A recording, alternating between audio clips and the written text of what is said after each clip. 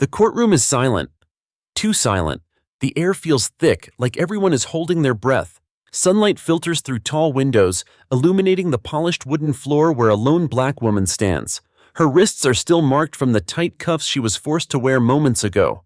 Her name is Ava Morgan, and she's about to witness the ugliest side of justice. At the front of the room, Officer Greg Tanner paces like a caged lion. His badge gleams under the lights, his voice sharp as broken glass.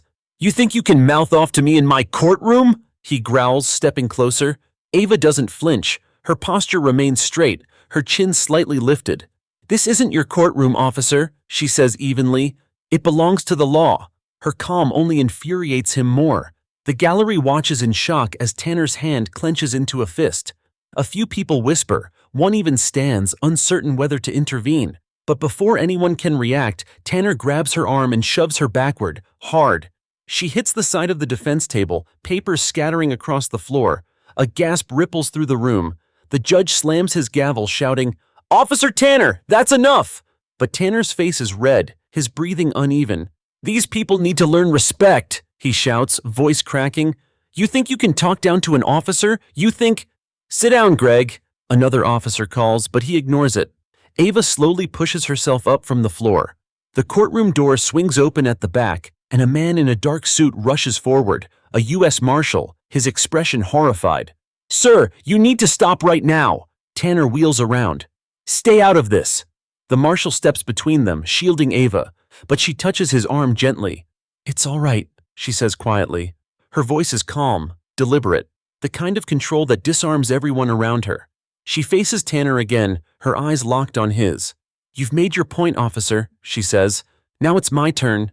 Tanner laughs bitterly. "Your turn? Lady, you're lucky I don't throw you back in a cell myself." Ava tilts her head, studying him with unnerving composure. "Funny," she says softly, "because starting tomorrow, you won't have that power anymore." He frowns. "What the hell are you talking about?" She takes a deep breath, straightening her blazer. The air in the room shifts, the energy changes, even before she speaks the words. "My name is Chief Ava Morgan," she says clearly, every syllable deliberate. "As of this morning, I'm the newly appointed police chief for this district." For a moment, silence reigns. Then case. Gasps, murmurs, people standing in disbelief. The judge's eyes widen, and even the bailiff's jaw drops. Tanner takes a step back, his face pale. "No, no, you're lying." The U.S. Marshal pulls out his phone, holding up the official press release. "It's true, it's all over the department wire." Tanner's breath catches. The color drains from his face. "No, this can't be happening." Ava steps closer, her heels echoing sharply across the floor. "It is happening," she says calmly. "You see, I requested to observe this courtroom today, to see firsthand how officers handle themselves in public settings. Congratulations, Officer Tanner. You just gave me everything I needed." The room is dead quiet again. Tanner stumbles back, eyes darting around the courtroom. "This is some kind of setup. This is entrapment." Ava folds her arms. "Entrapment is when someone is lured into committing a crime they otherwise wouldn't. You weren't lured, officer, you volunteered." The words cut deep. Two internal affairs officers, alerted by the marshal's call, step into the room. One of them, a young lieutenant, approaches Ava. "Ma'am, we're here to escort Officer Tanner." Ava nods, never breaking eye contact with Tanner. "Do it by the book," she says. As they take him by the arms, Tanner jerks away. "You think you can ruin me?" he snarls. "I've served this department for 20 years. Ava's expression softens slightly, not out of pity, but resolve. "You ruined yourself the moment you forgot what that badge stands for." The officers drag him toward the door. He shouts once more, voice cracking. "You'll regret this." Ava doesn't respond. She simply watches as the door closes behind him, the echo of his words fading into silence. The judge clears his throat, visibly shaken. "Chief Morgan, I had no idea." She turns to him. "That's the point, Your Honor. No one did. And look what happened when they didn't." The judge nods slowly. "I'll see that this report reaches the Oversight Committee immediately." Ava gathers the scattered papers from the floor, her hands steady. Around her, whispers swell, half disbelief, half admiration. The same people who moments ago pitied her now stare in awe. As she walks toward the exit, the marshal falls into step beside her. You really planned all this? He asks quietly. Ava glances at him. No, she says, but I was prepared for it.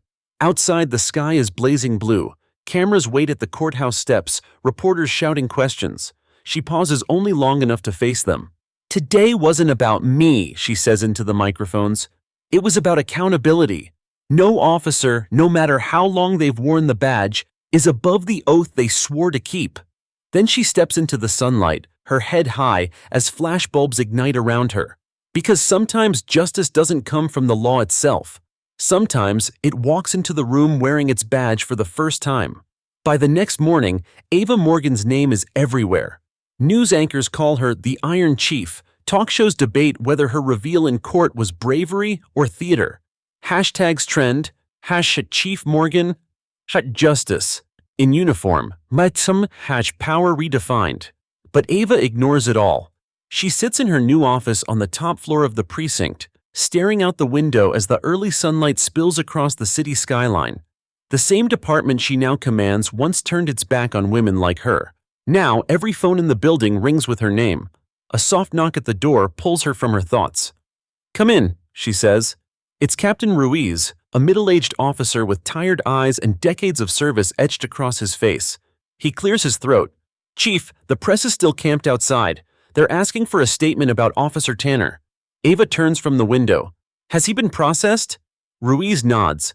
Internal Affairs has him in holding. He's suspended pending review. Good, Ava replies, her tone calm but firm. Make sure he's treated by the book. No favors, no hostility, just procedure. Ruiz nods again but hesitates. Chief, some of the guys downstairs, they're angry. Tanner's been with the department for 20 years. They think you embarrassed him. Ava crosses her arms. He embarrassed himself. I just made sure people saw it. Ruiz can't help but smirk slightly. Yes, ma'am. As he leaves, Ava exhales deeply. She knows this is only the beginning. For every person applauding her, there are 10 waiting for her to fail. Later that morning, she walks through the precinct lobby. Conversations stop mid-sentence as she passes. Some officers straighten up, others look away. She greets each one with a polite nod, her gaze steady, unreadable. Then she stops at the bulletin board. Someone has tacked up a newspaper clipping with her picture on it. New police chief exposes racist officer in courtroom showdown. Someone has drawn a small crown above her head. She sighs, pulls the clipping down, folds it neatly, and slips it into her pocket. Chief Morgan! A voice calls behind her. She turns to see Sergeant Kim, a young Asian American officer who's been with the department 3 years. He looks nervous but determined. I just wanted to say, what you did yesterday, it meant something. My little sister watched the video and said, maybe I can be a cop too. Ava's face softens. Tell her she already has the courage for it. That's the hard part. Kim smiles. Thank you, ma'am. When he walks away, she allows herself a small exhale. Those moments, quiet, genuine, are the reason she took this job. But the calm doesn't last. Her phone buzzes. It's the mayor's office. She answers, her tone professional. Chief Morgan, says a clipped voice on the other end. We're getting calls from national outlets. They're praising your courage, but there's talk of division within your department. We can't afford that image. Ava leans back in her chair. Then maybe they should stop confusing accountability with division. A pause. Just keep things stable, the voice warns before hanging up. She stares at the phone for a long moment. Stability, she thinks, was never built on silence. That afternoon, Internal Affairs delivers their report. Tanner's record isn't spotless. There are complaints, old warnings, minor disciplinary notes that were quietly filed away. It's a pattern she's seen too many times before. Misconduct hidden behind loyalty. Ava closes the folder and looks at Ruiz. How many of these complaints were ignored? He hesitates. All of them. Find out who buried them, she says. We're not just cleaning up one mess. We're disinfecting the whole floor. He nods grimly. Yes, Chief. That evening, Ava drives home long after dark. The city hums outside her window, but inside her car, there's only silence. She passes the courthouse, now empty, and can almost still hear the echo of Tanner's voice, the anger in it, the disbelief. Her phone buzzes again, an unknown number. She hesitates, then answers. Chief Morgan, a deep voice says. You don't know me, but I used to work under Tanner. I saw what he did. I'm glad someone finally stopped him. Who is this? She asks. Doesn't matter, the man replies. Just be careful. There are others like him, and they're not happy you made him the example.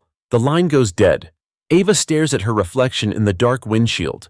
For a moment, she wonders if she's in danger, or if this is simply what truth costs.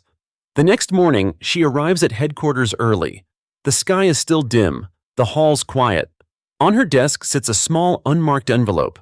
Inside is a single photo, her standing in the courtroom, facing Tanner. Across the bottom, someone has scrawled in thick black ink, "You don't belong here." Ava's jaw tightens. She slides the photo into her drawer, locking it without a word. Then she stands, straightens her blazer, and walks out to the briefing room. Every officer in the building is there, rows of uniforms, waiting. Some look curious, others defiant. She steps to the front, her posture unshakable. "I know what some of you are thinking," she begins, "that I embarrassed one of your own, that I crossed a line. But here's the truth. There is no your own and their own. There's only the badge. And that badge doesn't care about your race, your friends, or how long you've worn it. It cares about honor." The room is silent. She continues, voice calm but sharp. "If you wear that badge, you wear the responsibility that comes with it. Not fear, not pride, responsibility. And if that's too heavy for anyone here, hand it in now." No one moves. Ava scans the room. "Good, then we understand each other." As she steps down, Ruiz whispers, "You just shook the whole building." Ava smiles faintly. Then maybe it'll finally wake up. Because leadership, she knows, isn't about power. It's about being willing to stand alone until others find the courage to stand with you. 3 days later, the tension inside the precinct has turned into something heavier. Something that hums beneath every word, every passing glance. Ava can feel it the moment she walks through the doors. Conversations drop when she enters the hallway. Laughter dies mid-sentence. Even the sound of her heels against the tile feels too loud. She doesn't need rumors to tell her what's happening. She can see it in the way officers suddenly find their shoes fascinating when she walks by, in the way some file fake reports just to avoid her signature. The walls may be polished, the floors freshly waxed, but underneath, the old rot is still there. In her office, Captain Ruiz stands beside her desk, arms crossed. "We found out who sent that photo," he says. Ava raises an eyebrow. "Already?" "Security footage caught someone slipping into your office last night," Ruiz says. "Officer Hensley, Tanner's old partner." Ava exhales. "Of course." Ruiz hesitates. "Want me to handle it quietly?" "No," she says firmly. "Bring him in. We'll do it the right way, openly." Minutes later, Officer Hensley is standing in front of her desk, arms stiff, jaw set. He's in his 40s, pale, and looks like he's already made peace with his anger. "Do you know why you're here?" Ava asks evenly. He smirks. "Because I said what everyone else is thinking." Ruiz's posture tightens, but Ava raises a hand. "And what's that, Officer Hensley?" "That you don't belong here," he says flatly. "This department doesn't need a political stunt for a chief. It needs a cop who's one of us." The room feels colder. Ava's voice doesn't rise. It doesn't need to. "I am one of you. I've worn this badge longer than some of you have held a driver's license. The difference is, I remember what it stands for." He scoffs. "Don't feed me slogans. You humiliated a decorated officer in public." She steps around her desk, closing the distance between them. That decorated officer shoved an innocent woman to the ground in front of a judge. He wasn't protecting anyone. He was protecting his ego. Their eyes lock, a quiet standoff. "You've got guts," Hensley says finally. "I'll give you that." Ava nods. "Then use yours to do your job. You're suspended without pay until further notice. Captain Ruiz will escort you out." As Ruiz leads him toward the door, Hensley mutters, "You'll regret this, Chief. The department won't follow someone like you for long." Ava doesn't respond. She waits until the door closes, then exhales, her hands trembling only after she's alone. For a moment, she looks out the window again. The city below feels smaller, distant. Leadership, she realizes, doesn't make you strong. It just shows you how much fear you can carry before it cracks you. That evening, she drives to a small diner on the edge of town, one she's visited for years. The waitress knows her by name, pours her coffee without asking. "You look tired, Ava," the waitress says, sliding the cup over. "Long week," Ava replies. The doorbell chimes as another customer walks in. A tall man in a dark suit, late 40s, steady posture. He spots Ava and walks over, removing his hat. "Chief Morgan?" She looks up, surprised. "Agent Walker, haven't seen you since Quantico." He smiles faintly. "Heard you made quite the entrance into your new role." "If you came to lecture me about media tactics, get in line," she says dryly. Walker chuckles and sits across from her. "Actually, I came to warn you. Tanner's arrest stirred things up. There's chatter online, anonymous groups calling you a traitor to the badge. We're monitoring it." Ava frowns. "Is it serious?" "Serious enough," Walker says. "These aren't just angry posts, they're coordinated. Someone's trying to rally support against you." Ava sips her coffee, unflinching. "Let them. If they think I'm afraid of backlash, they don't know me very well." Walker studies her. "Still the same Ava, but be careful. You're fighting a system that doesn't like being seen." She smirks faintly. "Then I'll keep shining the light." When she gets home, she finds an envelope taped to her front door. No address, no markings. Just her name in block letters. Inside is a single sentence written in black ink. "You can't lead people who hate you." She reads it twice, then tears it in half and drops it in the trash. The next morning, she's back at work before sunrise. Ruiz meets her in the hallway. "You heard about Hensley?" he asks. Ava nods. "What about him?" "He quit, cleaned out his locker last night." "Good," she says. "Less rot to scrape off the walls." But Ruiz looks uneasy. "There's more. He didn't leave quietly. Word is, he's been talking to reporters, trying to spin Tanner's story." Ava stops walking. Let him. The truth doesn't need to shout. It just needs to stand. Later that afternoon, a local news station airs a segment titled "Department Divided." The report shows clips of Tanner's arrest, mixed with anonymous interviews of officers claiming the new chief is on a witch hunt. In her office, Ava watches it silently. Ruiz bursts in halfway through, furious. "You want me to call the station? Demand a correction?" "No," Ava says calmly. "Let them talk. Noise fades. Results don't." The next day, she gets exactly that. Results. The city council announces an emergency review of old misconduct files. Dozens of citizens submit complaints that had been ignored for years, and for the first time, those cases are being reopened. That night, as Ava locks up her office, she pauses in the doorway. The station is dark except for the faint hum of vending machine lights. The silence feels heavy, but not empty. It's the silence of change taking root. She looks up at the wall where the department's motto hangs, "To serve and protect." She whispers to herself, "Let's finally make that true." Because justice doesn't crumble from pressure. It crumbles from silence, and tonight, silence has finally met its match. The morning news blares through every speaker in the city. Racist officer Greg Tanner released on bail. Pending review. Ava watches the broadcast from her office, her jaw tightening with each word. The anchor's voice sounds detached, almost casual, like they're reading about a parking violation instead of a man who publicly assaulted someone in a courtroom. Her coffee goes untouched. Across the room, Ruiz paces. "He's already calling himself a victim," he says, disgusted. "Claims he was set up to make the department look bad." Ava folds her arms. "He doesn't need truth, just attention." Ruiz stops pacing. "He's getting it. Reporters are eating it up. There's talk of a protest outside headquarters."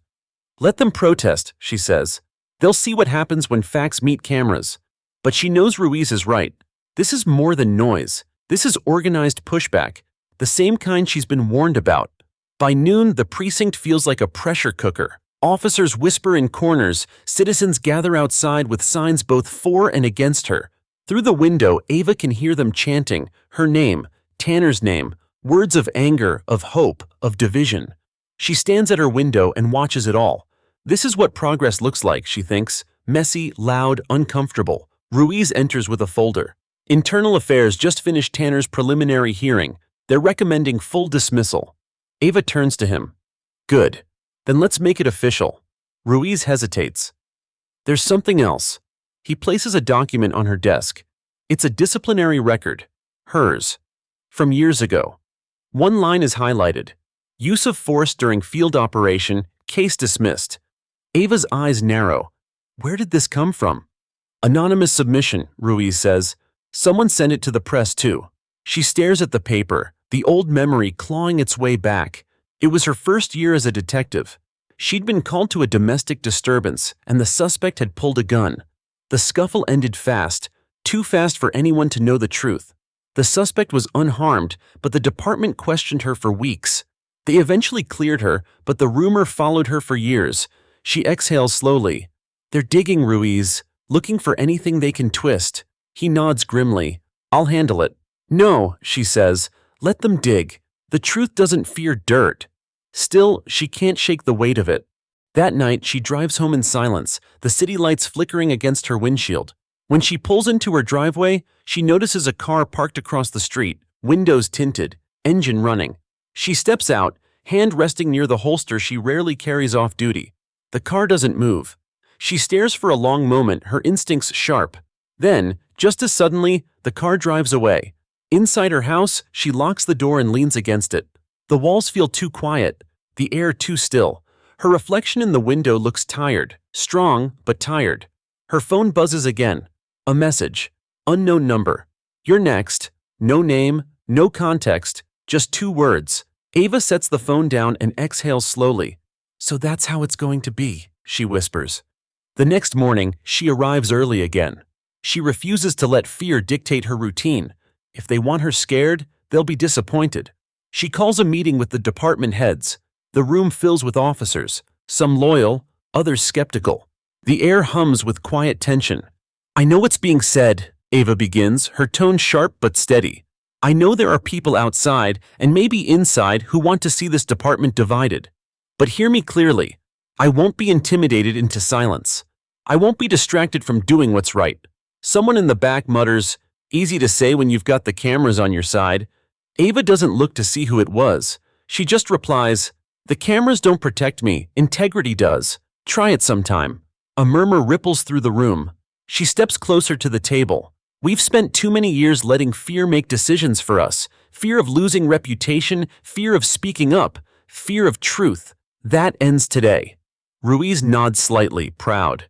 The rest of the room sits silent. No applause, no argument, just thought. When the meeting ends, Ava finds a letter on her desk with no return address. She opens it carefully. Inside, a single sheet of paper. "You talk about accountability. Let's see if you can live with your own past." Attached is a photo, grainy, black and white, from the old use of force case. She's in uniform, standing over the suspect. It looks worse than it was. Her hand trembles for a second, but she catches herself. Whoever's doing this wants her rattled, wants her to break. She picks up her phone and calls Walker, the federal agent. "Agent Walker, it's Ava. I think we've got a leak inside the department. Someone's digging into sealed files." "I'll send a team," he says immediately. "You're getting too close to something." "Too close to what?" He hesitates. "There's talk that Tanner had friends, high-ranking ones.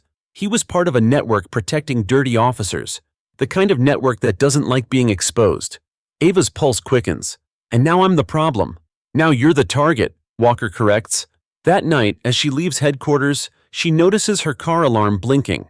A folded paper is wedged under the windshield wiper. "You took one badge. Let's see if you can survive losing yours." She looks around the empty parking lot. Shadows stretch long under the floodlights. She doesn't see anyone, but she feels watched. Instead of fear, a strange calm settles over her. She pulls the note free, folds it, and slips it into her jacket. Inside the car, she whispers to herself, "They think they can scare me into stopping. They have no idea who they're dealing with." As the engine starts, her eyes harden in the rearview mirror. Because some wars aren't fought in the streets, they're fought in silence, in truth, and in the unwavering heart of the one who refuses to back down. And Chief Ava Morgan has only just begun. The next 48 hours unfold like a storm. Tanner's release on bail has emboldened his supporters. Anonymous officers post online under fake names, calling Ava a traitor in uniform. A few even claim Tanner was framed to make her look powerful. But Ava doesn't answer with press conferences or sound bites. She answers with work. By sunrise, she's at headquarters, standing in the evidence room with Agent Walker and Captain Ruiz. The air smells faintly of dust and old paper, a place where forgotten truths live. Walker spreads a set of files across the metal table. "These are internal memos from the last decade," he says. "Tanner's name shows up in at least 7 questionable incidents. use of force, false reports, intimidation. All closed quietly. Ava flips through one folder, her fingers steady. And who closed them? Ruiz hesitates. Different people, but most of the sign-offs came from a deputy commissioner named Holt. Walker nods. Exactly. And Holt retired 2 years ago, right before the Dignity Act passed. Ava looks up. You think he's behind the threats? Walker shakes his head. Not directly, but he might still have loyalists on the force, officers who think protecting each other matters more than protecting the law. Ava's jaw tightens. Then we find them. Quietly. She spends the rest of the day combing through names, cross-referencing cases. By evening, she's identified 3 officers who worked under Holt and Tanner, Hensley among them. All 3 resigned within a week of Tanner's arrest. Ruiz leans over her desk. They didn't quit out of guilt. They quit to regroup. Then we make sure they can't come back, Ava says. Walker looks at her. You know this won't stop with them, right? You're exposing a network that's been protecting itself for 20 years. Ava meets his gaze. Good. It's time someone made them uncomfortable. That night, she drives home under the heavy drizzle. The city glows with wet reflections, red lights smearing across puddles, the faint hum of tires on asphalt. She parks outside her house and sits for a moment, the wipers ticking rhythmically. Her phone buzzes again. Another message. You think the badge makes you untouchable? It doesn't. She deletes it without reading it twice. Inside, the lights feel too bright, the silence too heavy. She pours herself a glass of water and sits by the window, watching the rain beat against the glass. A flash of headlights sweeps across her living room. A car idles for a moment outside, then drives away. She doesn't move. She's beyond fear now. What she feels is focus. Whoever's doing this isn't trying to scare her. They're trying to buy time. And that means she's close. The next morning, she calls Walker. We need to dig deeper. I want every internal case Holt ever signed off on. He pauses on the line. That's hundreds of files. Then we start today, Ava says. By noon, they're in a conference room surrounded by boxes. Old case folders, sealed memos, transcripts. Ruiz brings coffee and takes a seat across from her. Chief, I've been thinking, he says. Maybe you should let the Bureau handle this. You've already made enemies. Big ones. Ava doesn't look up. If I step back now, everything I've done means nothing. Besides, I've lived through worse. Ruiz sighs. You always say that. What could be worse than this? Ava finally glances up, her eyes distant. Losing faith in the badge. That's worse. Hours pass. They uncover patterns, falsified witness statements, missing evidence, misconduct buried under administrative error. The deeper they go, the uglier it gets. At sunset, Walker drops a folder on the table. This one's different, he says. Holt didn't close it himself. He handed it to someone else, Greg Tanner. Ava opens it. Inside is a complaint filed by a civilian 6 years ago. The victim's name jumps out at her immediately, Naomi Price. She reads faster. The woman was a social worker, assaulted by officers during a traffic stop. The report vanished before Internal Affairs saw it. Ava remembers the case. She was a detective then. She never saw the complaint again after turning it in. Her stomach twists. He covered it up, she murmurs. Walker nods grimly. Looks like it. Ava's voice drops to a whisper. Naomi Price was my friend. Ruiz blinks. What? She worked with me before I joined the department, Ava says. When I heard she'd been attacked, I filed that report myself. I thought Internal Affairs was handling it. Walker's expression hardens. Tanner made it disappear.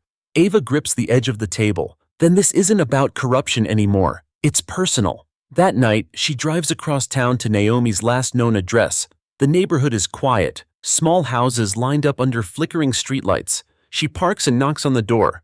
A woman answers. Older now, but unmistakably Naomi. Her eyes widen. Ava? It's been a long time, Ava says softly. I owe you an apology. Naomi shakes her head slowly. No, you don't. I know you tried. They made it go away. Ava's throat tightens. I found out who did it. Naomi exhales shakily. Tanner. Ava nods. Naomi looks down at her trembling hands. He ruined my career. I left the city because of that day.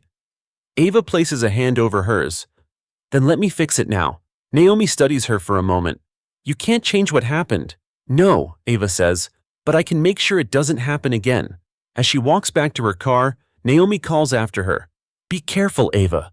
They don't forgive people who tell the truth." Ava glances over her shoulder, the rain starting to fall again. Neither do I. Driving back through the city, she feels something ignite inside her, a fire that no threat can smother. This is no longer just about Tanner or the department. It's about every woman, every man, every victim whose story was buried to protect the powerful. When she gets home, she opens her laptop and begins writing a report, not just for internal affairs, but for the public, a full record of every hidden case she's found, every name, every injustice. The words at the top of the page are simple. When the system hides its sins, silence becomes the greatest crime. Ava saves the file, closes the laptop, and looks out the window as thunder rumbles over the city. Because truth, she knows, doesn't wait for permission. It only waits for someone brave enough to speak it aloud. And tomorrow, she will. The sun hasn't even risen when Ava's phone explodes with messages. She blinks at the screen, heart pounding. Every news alert reads the same thing. Leaked files expose decades of police corruption, Chief Ava Morgan at the center of whistleblower report. Her stomach drops. She sits up in bed, grabbing her laptop. The file she wrote last night, the one she hadn't yet submitted, is gone. The hard drive light blinks, but the folder is empty. Someone took it. Ruiz calls at the same moment. "Chief, the report's online. Every name, every document, it's everywhere." "Every name?" she repeats. "All of them, including yours." For a moment, she doesn't breathe. She opens the article. There it is. Hundreds of pages of corruption records, sealed cases, and old misconduct logs. It's her work, exactly as she wrote it, but now twisted by the headlines. They call it a leak, a media bombshell, as if it were a scandal instead of the truth. Walker calls next. "Ava, listen to me carefully. We're already tracing the IP. Someone inside your department accessed your network remotely." "Someone with my clearance?" she asks. "Exactly. This was planned." Ava closes her eyes, forcing herself to think. Then Tanner's not working alone. "Not even close," Walker says. "There's chatter that the people he worked for, the ones Holt protected, want you silenced." The leak was their warning shot. She grips the edge of her desk. "If they wanted me silent, they should have left me in the dark. Now I'm angry." By the time she arrives at headquarters, the media has already surrounded the building. Cameras flash, reporters shout questions. "Chief Morgan, did you leak classified documents? Are you under federal investigation? Do you intend to resign?" Ava pushes through them, her security detail forming a wall around her. Inside, the atmosphere is chaos, phones ringing non-stop, officers whispering, everyone waiting for a command. Ruiz meets her by the elevator, holding a printed stack of papers. "The mayor wants a statement in the next hour." "I'm not apologizing for exposing the truth," Ava says. He lowers his voice. "Even if it costs your badge?" She looks him in the eye. "If justice has a price, I'll pay it." Inside her office, the blinds are drawn. The noise from outside filters through. Chants, horns, the rhythmic thrum of a city split down the middle. Walker is already waiting, laptop open, fingers flying across the keyboard. "I traced the upload," he says. "The files were sent from a precinct computer, Hensley's login." Ava nods slowly. "Of course it was." "He's long gone," Walker adds. "But I found something else. The account that received the files belongs to a shell organization, Shield Line Security. Guess who founded it?" "Holt," Ava says immediately. Walker nods. "And Tanner was their enforcer. The network's bigger than we thought. They've been laundering department contracts for years, paying off investigations, erasing complaints." Ava clenches her jaw. "So this was never about me. It was about keeping their empire alive." Walker meets her gaze. "Then you've already done the one thing they fear, expose them." But Ava shakes her head. "Not enough. Exposure doesn't end corruption. Consequences do." That afternoon, the mayor calls an emergency press conference. The city council chamber is packed. Reporters, cameras, citizens shouting questions. The tension feels electric. When Ava steps up to the podium, the room goes silent. She can feel every eye on her, every lens pointed like a weapon. She begins simply. "Yes, the documents are real. I wrote that report. I didn't leak it, but I stand by every word." The room erupts in questions, but she raises a hand. Her voice cuts through the noise. For decades, this department hid behind silence and loyalty. But loyalty without integrity isn't service, it's corruption. If telling the truth makes me the villain, so be it. I'll wear that title with honor. The crowd murmurs, divided, half applause, half outrage. One reporter shouts, "Chief Morgan, will you step down?" Ava looks directly into the camera. "No, I don't step down when the job gets hard. That's when leadership matters most." Her words echo through the room. Even those who disagree can't look away. When the conference ends, Walker finds her backstage. "You just made enemies in every old boys club in the country," he says. Ava smiles faintly. "Good. Maybe they'll finally start retiring early." That night, she returns home to flashing police lights outside her house. An officer jogs over. "Chief, there's been an incident." Her front window is shattered. Glass covers the porch. Spray painted across her wall in red letters are the words, "Traitor." She stares at it for a long moment, her face unreadable. Walker steps beside her. "We'll get you protection." Ava shakes her head. "No, they want me scared. I won't give them that satisfaction." He frowns. "You're not bulletproof." "Neither is the truth," she says softly, "but it's still worth protecting." The next morning, photos of her vandalized house flood the news. Commentators debate whether she's a hero or a threat. Some call her the face of reform. Others demand her resignation. But something unexpected happens. Across the city, people begin lighting candles in front of police stations. Small vigils for integrity, for justice, for her. In the precinct lobby, a crowd gathers. Citizens, officers, even students. Ruiz steps into her office, smiling for the first time in days. "Chief, you should see this." Ava follows him out. The lobby is glowing, hundreds of candles flickering, people standing in silence. One woman holds up a sign that reads, "We believe in the badge," because she still does. For a moment, Ava can't speak. Her throat tightens. Ruiz whispers, "You lit a fire you can't put out now." Ava nods slowly, her eyes shining in the candlelight. "Good," she says, "because this city needed light." As the crowd chants her name, she looks up at the police crest above the entrance, tarnished but still standing, and she thinks, this is what justice looks like when it refuses to hide, because corruption thrives in darkness. But the moment truth catches flame, no lie can survive the light. The candlelight vigil outside the precinct lasts through the night. By dawn, melted wax coats the front steps, and the smell of smoke and rain lingers in the air. Inside, Ava stands at the window, watching as officers arrive one by one, pausing to look at the candles before heading in. For the first time since taking office, she senses something shifting. Respect, quiet and unspoken, but real. Ruiz walks in carrying 2 cups of coffee. "Didn't think you'd sleep."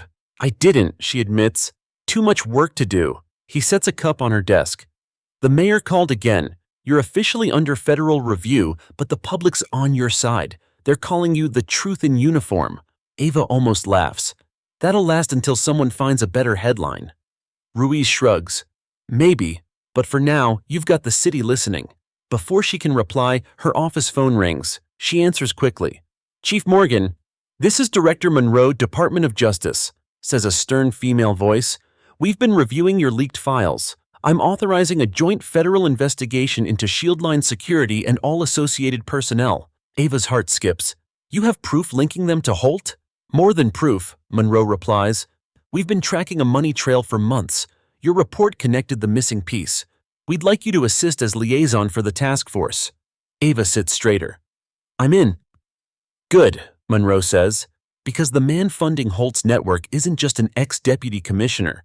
He's a state-level official with federal contracts. His name is Thomas Grady." Ava freezes. She knows the name. Everyone in law enforcement does. Grady runs a private security conglomerate, one that's made millions training police departments nationwide. "That's how they stayed untouchable," Ava murmurs. "He built their shield, and we paid for it." Monroe's voice hardens. "Then it's time to break it."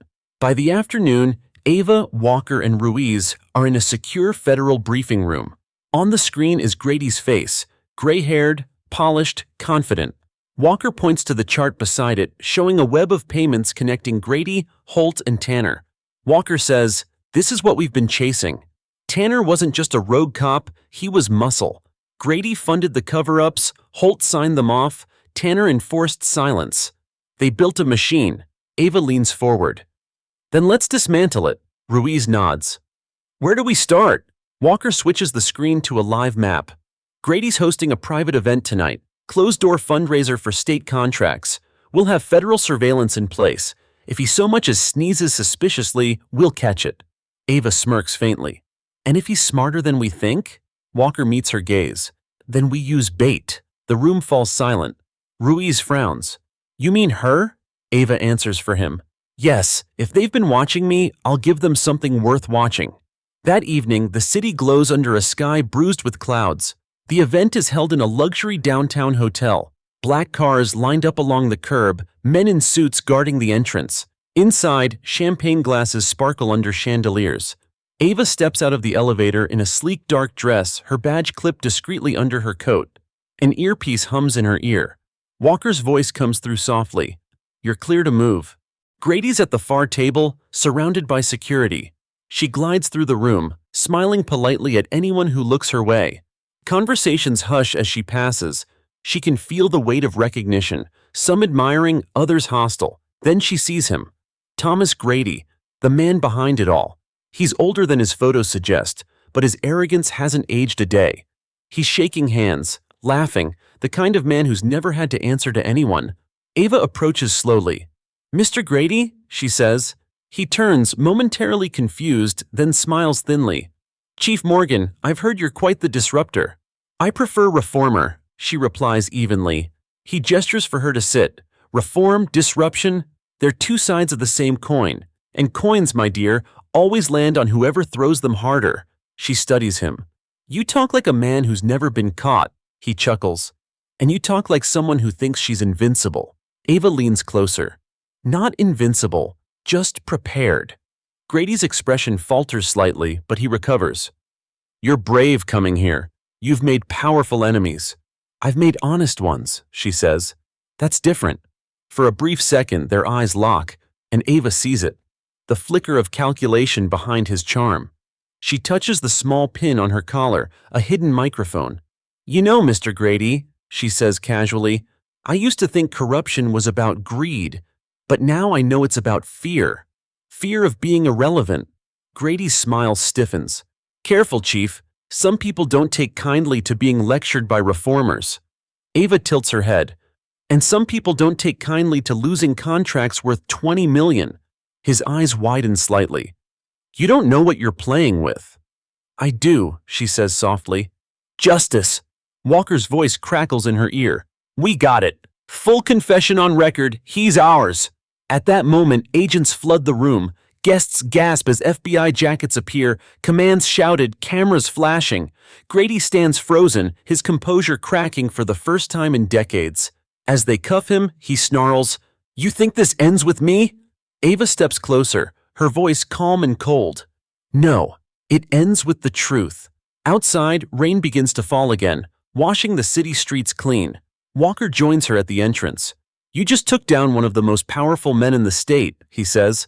How does it feel? Ava looks up at the dark clouds, like we just pulled the first weed. The garden's still full. He smiles. Then I guess you're not done. Not until there's nothing left to hide, she replies. As she walks away, her reflection glimmers faintly in the wet pavement. Strong, steady, unbroken. Because power once protected corruption. But now, courage stands guard instead. And Chief Ava Morgan isn't afraid of the storm. She is the storm. The arrest of Thomas Grady sends shockwaves through the city. By morning, every news network is running the footage of Ava standing beside FBI agents as the billionaire is led away in handcuffs. Some call her a hero, others call her reckless, but no one can ignore her anymore. Inside police headquarters, the mood is electric, part pride, part fear. Officers whisper her name like a legend and a warning at once. Ruiz stands at the entrance, holding a box of confiscated files. You did it, Chief, he says quietly. You took down the man who paid for half the city's silence. Ava shakes her head. Not yet. We still don't know who he was protecting. Walker arrives a few minutes later, eyes serious. Grady's in custody, but he's not talking. He's lawyered up, and his attorney's pushing the rogue businessman angle. They're already trying to cut him loose on a technicality. Ava folds her arms. He's too smart to go down alone. He'll start naming people soon. Ruiz sighs.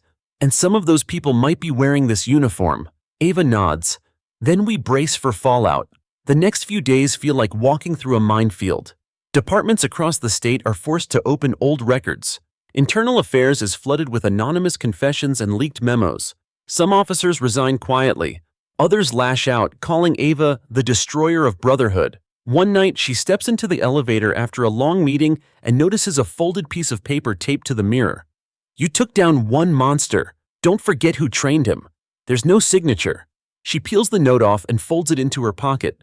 By morning, she gets the call she's been dreading. Chief, Ruiz says grimly, Tanner's missing. Ava freezes. Missing? He was under house arrest while awaiting sentencing, Ruiz explains. An unmarked car picked him up around midnight, no sign of forced entry. Walker storms into her office minutes later.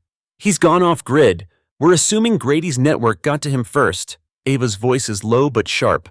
Then find him before they do. They spend hours poring over surveillance footage. One image stands out. Tanner stepping into a dark SUV, looking back once before disappearing. It's grainy, but there's something strange in his expression. He doesn't look defiant. He looks afraid.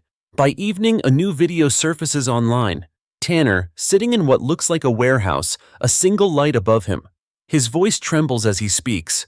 I was wrong. We were all wrong. They made us believe we were untouchable. But Grady, Holt, they're not the top. There's someone else, someone higher. If I disappear after this, know it wasn't by choice. The video cuts abruptly. The media goes into overdrive. Disgraced officer speaks out before vanishing. Conspiracy theorists swarm the internet. The department scrambles to control the narrative. In her office, Ava replays the video over and over. Ruiz paces behind her. He's scared. That's not an act. Walker leans against the wall. Grady wasn't the top of the pyramid. Someone's still out there. Someone who's been feeding both sides. Ava pauses the video and zooms in on the background, a faded logo painted on the warehouse wall. There, she says. That's an old logistics hub on the east side. It's been abandoned for years. Walker's already on his phone. I'll get a team. 2 hours later, they arrive at the site, flashlights cutting through dust and darkness. The smell of oil and metal hangs in the air. A few rats scurry across the floor. Over here, an agent shouts. They find Tanner's phone on the ground, screen cracked, camera still recording. Nearby there's blood, not much, but enough. Ava kneels beside it, her jaw set. He's alive, she says. He has to be. Walker glances around. Whoever took him knew we'd come looking. Ava looks at the camera lens, the faint reflection of movement caught in the last few seconds of the video. A silhouette, broad shoulders, a limp. Ruiz frowns. You know that posture? Ava nods slowly. Yeah, I've seen it before. Back at headquarters, she digs through old personnel files. When she finds it, her pulse spikes. A photo of a man in uniform, Captain Daniel Holt's former right hand.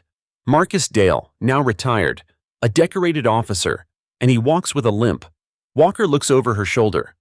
You're saying Grady answered to Dale? Ava shakes her head. No, I think they answered to each other. Ruiz curses under his breath. So Tanner wasn't hiding. He was being silenced. Ava nods grimly. And Dale's the one pulling the strings now. The next day, the department receives an encrypted email with no sender, just a single attachment, a photo of Tanner, bound to a chair, blood on his face. Back off, Chief. You got your win. Don't go digging in graves that aren't yours. The city's skyline glows in the background of the image, meaning Tanner's still somewhere inside the limits. Ava stares at the screen, her reflection merging with his bruised face. Walker mutters, "They want to scare you." Ava's voice is steel. "They want me to stop." Ruiz looks at her. "Chief, if you keep going, this could end badly." She turns to him. "Ruiz, it already did. Now we finish it." That night, she calls a press conference. The reporters expect another speech about reform. Instead, Ava walks to the podium and holds up a printed photo of Tanner. "This man made mistakes," she says. "He hurt people, but he also tried to make it right. Now he's missing, because the same system that protected him once is trying to erase him now. I won't let that happen." The room is dead silent. Cameras click, pens freeze midair. Walker whispers to her from the side of the stage, "You just declared war." Ava steps back from the microphone. No, she says quietly. I just told the truth. As she leaves the stage, she can hear the buzz of voices rising, reporters shouting, flashbulbs popping. But she doesn't turn back, because fear feeds on silence. And Ava Morgan stopped being silent a long time ago. Night falls heavy over the city, swallowing the skyline in a haze of neon and rain. From her office window, Chief Ava Morgan watches the streetlights flicker below, each one a pulse in the restless heart of a city that can't decide whether it loves or fears her. The press conference replay loops endlessly on the news feeds, her voice echoing, "I won't let that happen." Her words are already being dissected by analysts, criticized by politicians, and quoted by activists. But behind all the noise, Ava knows the truth. She's crossed a line she can never come back from. The mayor calls. Again. "Chief, what the hell were you thinking?" His voice is sharp, brittle. "You just put a target on the department, on yourself." Ava keeps her tone calm. "I put a target where it belongs." "You're not a crusader, Morgan," he snaps. "You're an employee, and if this blows back on the city, you'll be out before sunrise." "Then fire me," she says flatly, and hangs up. For a moment, the silence hums around her. Then Ruiz enters, holding a stack of reports. His eyes say what his mouth won't. This is spiraling fast. He sets the papers down. "Chief, we've been scanning every abandoned property within the city limits. There's movement in the east sector, old rail depot near the river. Heat signatures. Could be Tanner." Ava stands immediately. "Gear up a team." Ruiz hesitates. "You sure about this? If Dale's behind it, he'll have men posted. This could be a trap." Ava looks him straight in the eye. "Then let's spring it." Minutes later, the convoy moves silently through the rain-slicked streets. Flashing lights stay off. The city feels distant, quiet, watching. Walker rides shotgun beside Ava, scanning the digital map. "Thermal drones picked up 3 warm bodies inside the depot," he says. "One matches Tanner's height, 2 others are armed." Ava grips the wheel tighter. "Then we move fast." They pull up a block away. The air smells of rust and wet concrete. The team fans out. Tactical gear, low voices, boots crunching on broken glass. Ava motions to Walker and Ruiz. We go in quiet, no warning, no lights. They breach the side door. Inside, the building is vast, filled with shadows and echoes of dripping water. Crates line the walls. A single bulb swings from the ceiling, flickering over a man slumped in a chair. Tanner. He's bloodied, wrists bound, but breathing. His head jerks up when he hears footsteps. "Chief," he rasps. Ava rushes forward. "Tanner, stay still. We're getting you out." But before she can reach him, a voice cuts through the dark. "Well, if it isn't the city's shining beacon of virtue." Marcus Dale steps out from behind a column, gun in hand, his limp more pronounced than ever. His gray hair is slicked back, his badge long gone, but the arrogance in his posture hasn't faded. Walker raises his weapon instantly. "Drop it, Dale!" Dale laughs. "You think this is about me? No, Chief. This is about balance. You upset it. You made the rest of us look weak." Ava steps between them. "You're not the law anymore, Marcus. You're a coward hiding behind it." He tilts his head. "Maybe, but you know what cowards do best? Survive." Before anyone can move, 2 more men emerge from the shadows. Armed, masked, eyes hard. Ava's team turns, weapons drawn. "Hold your fire," she shouts. "Dale, this ends now. Let him go." Dale smirks. "Let him go? He's the one who talked. He's the reason Grady's in a cell." Tanner groans. "I didn't have a choice. They were gonna kill me." Dale steps closer, gun aimed directly at Ava. "And now, Chief, I'm going to give the department what it really wants. Peace. Without you." For a heartbeat, time freezes. Rain drips through the holes in the roof. The tension is unbearable. Then, a loud crack. Gunfire. Ava ducks behind a crate, firing back. The warehouse explodes in chaos. Echoes of shots, splintering wood, shouted commands. Ruiz returns fire, dropping one of the masked men. Walker moves toward Tanner, cutting his restraints. "Chief, move!" he yells. Ava dives forward as Dale fires again, the bullet slicing past her shoulder. She rolls, comes up on one knee and fires back, hitting Dale's gun arm. He drops his weapon, howling in pain. "Don't," Walker warns, but Ava's already on her feet, advancing. Dale glares at her, clutching his bleeding arm. "You think this changes anything? There'll be more like me." "Then I'll deal with them too," she says coldly. He spits blood on the floor. You really think they'll let a black woman be the face of justice? You're just their distraction.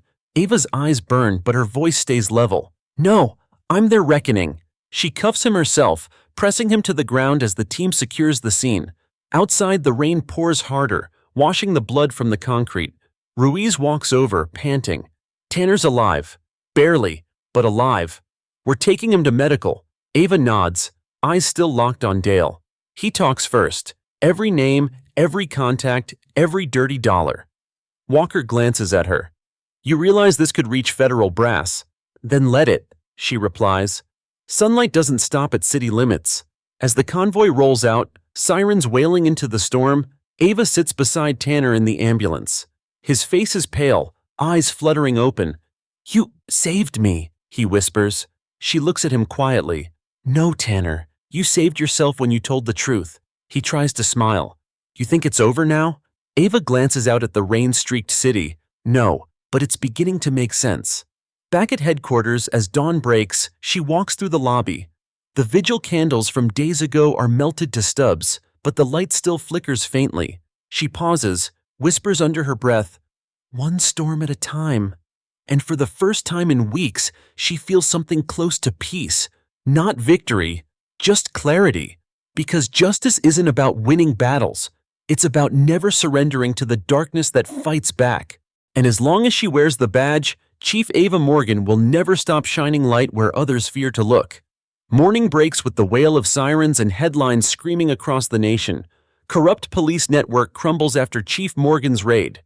Ex-captain arrested in violent warehouse standoff. Every channel shows the same image. Ava Morgan, standing in the rain, cuffs in one hand, defiance in her eyes. To some, she's a hero. To others, a traitor. But to herself, she's just a cop who finally stopped running from the truth. Inside headquarters, chaos reigns.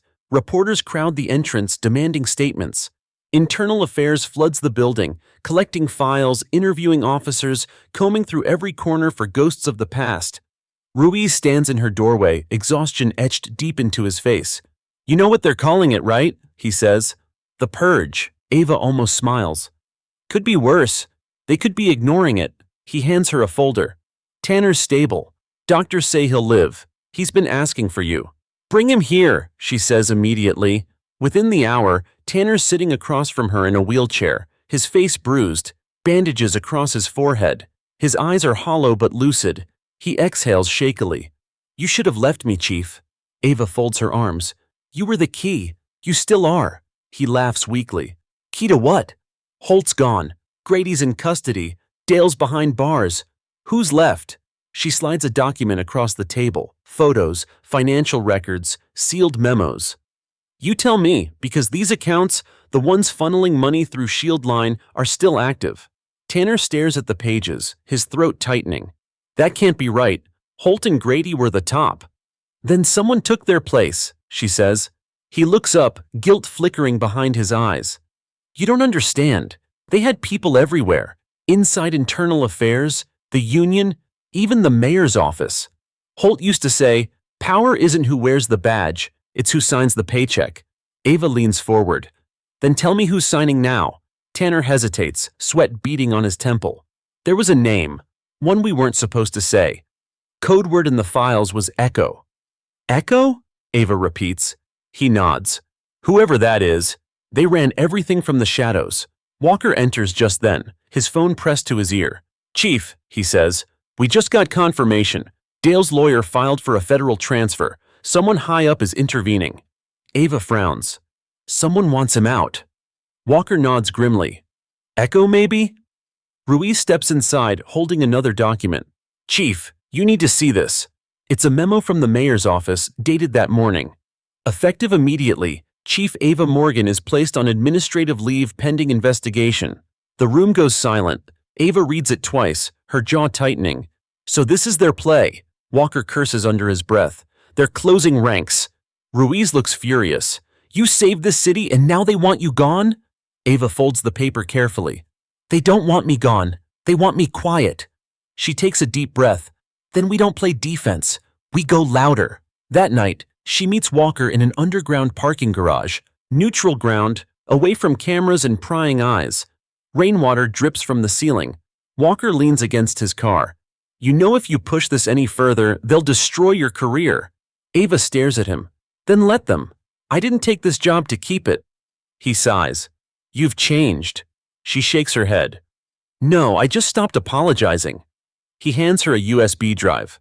This is everything we pulled from Shieldline servers. Hidden files, encrypted transactions, blackmail photos. There's enough to bury half the state, if you release it. Ava turns the drive over in her hand. If I release it, they'll come after everyone connected to me, including you. Walker smirks. I'm already on their list. She pockets the drive. Then let's make it worth it. The following morning, Ava walks into a press conference uninvited. Cameras snap wildly. Reporters shout, Chief Morgan, are you suspended?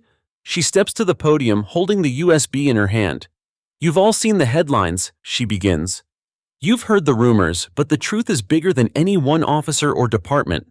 This is not about me. It's about a system that rewards silence and punishes integrity. That ends today. She plugs the drive into the projector. Screens flicker to life behind her. Rows of documents, wire transfers, and hidden communications. Names begin to appear. Politicians, contractors, officers, all connected by the same web. Gasps fill the room. Walker, watching from the back, whispers to Ruiz, She actually did it.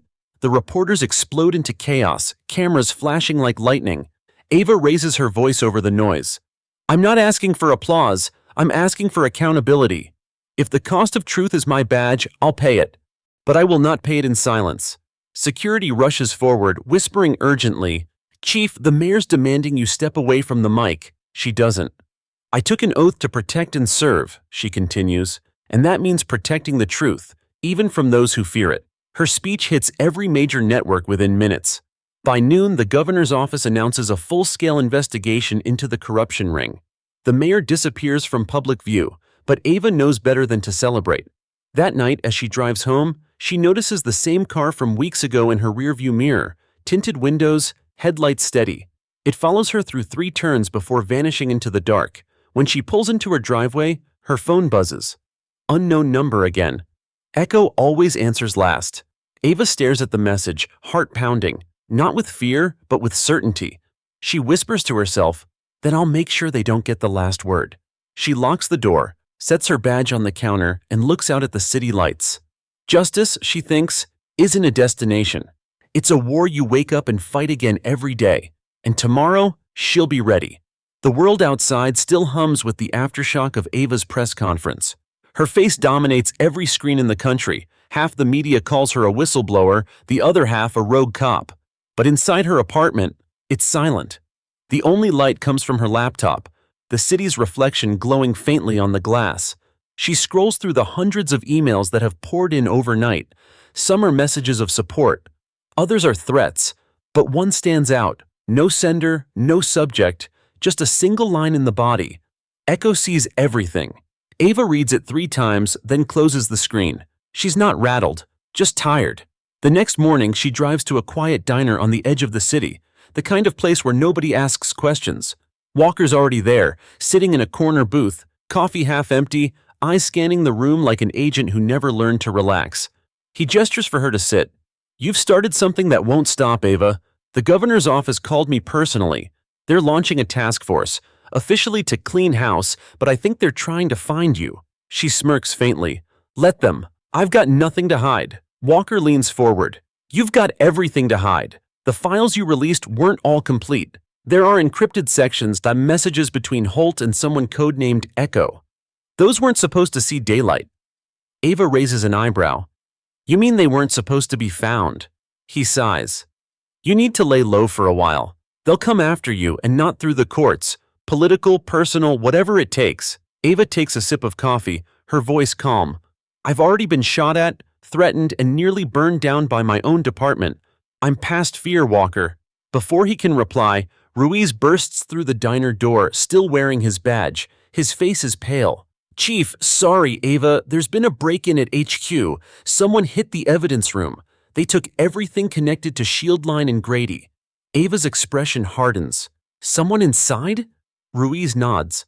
Had to be. They knew the layout, knew which cameras to cut. Walker stands. Then we're dealing with Echo directly now. Ava pays the bill and heads for the door. No, we're dealing with someone who's scared. Whoever Echo is, they're losing control. That night, she sneaks into headquarters through a back entrance. Still on suspension, but with Ruiz's help, she's got access. The hallways are dim, the hum of fluorescent lights echoing through the empty corridors.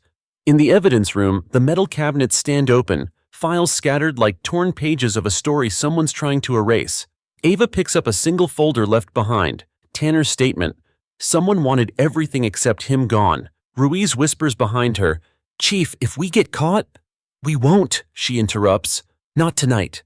She flips through the file again, her eyes narrowing. One of the case logs mentions a private server address, marked with a strange signature. EC04. "Walker," she murmurs through her earpiece. "Run a trace on this code. Looks like a network tag." Seconds later, his voice crackles back. "Got it. It's not shield line. It's internal, government secure. The IP routes through Washington, D.C. Ava freezes. "You're telling me Echo's not just local?" "No," Walker says grimly. "Echo's federal." The realization hits her like a cold wave. Everything she's fought, Holt, Grady, Dale, they weren't the source. They were tools, and Echo was the hand that moved them. Ruiz mutters, "We're in way over our heads." Ava pockets the file. Then we climb higher. The next morning, she drives to an address pulled from an old contact list. A retired intelligence analyst named Carla Shaw, one of the few who ever worked with Holt. Carla lives alone in a rundown house on the outskirts, blinds drawn tight. When Ava knocks, there's no answer. She tries again. The door creaks open just slightly. Inside, the air smells of dust and old paper. "Carla!" she calls. A voice replies from deeper inside. "You shouldn't have come here." Carla appears, frail, her white hair pulled back, eyes sharp with fear. "They're watching you, Chief Morgan. You've stirred up something too big." Ava steps closer. "Then tell me what I'm up against." Carla hesitates, then motions for her to sit. Echo isn't one person. It's a code name for a project. Echelon Control. Started as a surveillance program. They used it to track internal whistleblowers, journalists, even agents. But someone took it private when it was shut down. Holt and Grady were part of that cleanup. Ava's pulse quickens. "So Echo isn't watching because I'm a threat to them. They're watching because I'm proof they still exist."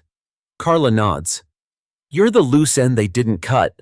Before Ava can respond, a car screeches outside. Headlights flood through the window. Carla's face drains of color. "They found you," she whispers. Ava moves fast. Lights off, curtains drawn. Ruiz's voice bursts through her earpiece. "Chief, 2 black SUVs just left the federal building. They're coming your way." Ava pulls Carla up. "We're leaving now." They slip through the back door into the trees behind the property. The night air is cold, thick with the hum of approaching engines. Flashlights cut through the dark, voices calling out, "Federal inspection! Open the door!" They're too late. The house is empty. Ava and Carla reach the edge of a narrow dirt road. Ruiz's car screeches up. "Get in!" he yells. As they speed off, Ava looks back. The house explodes in flames, a sudden roar of fire lighting up the sky. Walker's voice cuts through her earpiece again. "Ava, are you safe?" "Barely," she says, breathing hard. "They're cleaning house again." "Who?" "The same people who built it." Ruiz glances at her. "What do we do now?" Ava stares ahead, her voice steady. "We find Echo before Echo finds us." The highway stretches before them, endless and dark. But for the first time, Ava isn't running away from something. She's running toward it. Because the deeper the darkness gets, the brighter the truth burns. And she's ready to set the whole system on fire if that's what it takes to bring it into the light.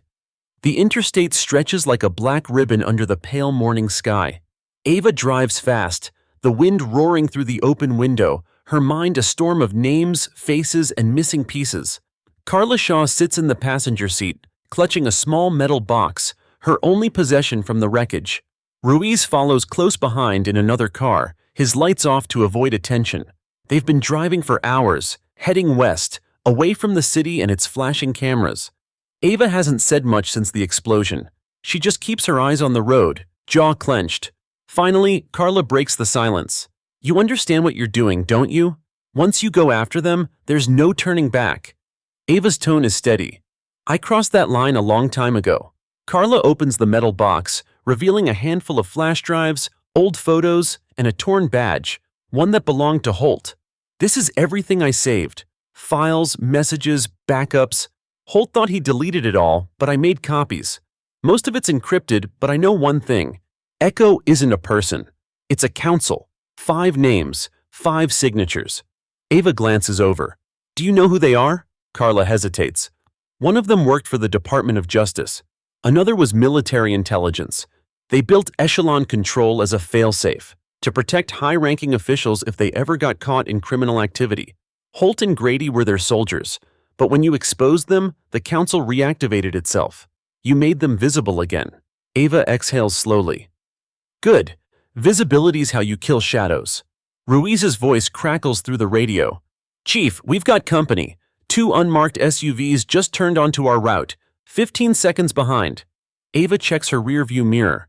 I see them. Carla stiffens. They found us already? More like they never lost us, Ava mutters. Hold on. She hits the gas. The engine roars. The black SUVs accelerate, headlights slicing through the fog. One swerves to the side, trying to box them in. Ava swerves hard, tires screeching as sparks fly from the guardrail. Ruiz speeds up behind them, his siren off but his engine growling. Shots ring out, silencers low and fast. A bullet cracks the rear windshield. Carla ducks, clutching the metal box. Ruiz, Ava shouts. I've got the one on the right, he yells back, pulling alongside the SUV. He rams it once, metal crunching against metal. The vehicle fishtails, slamming into the divider. The second SUV keeps coming.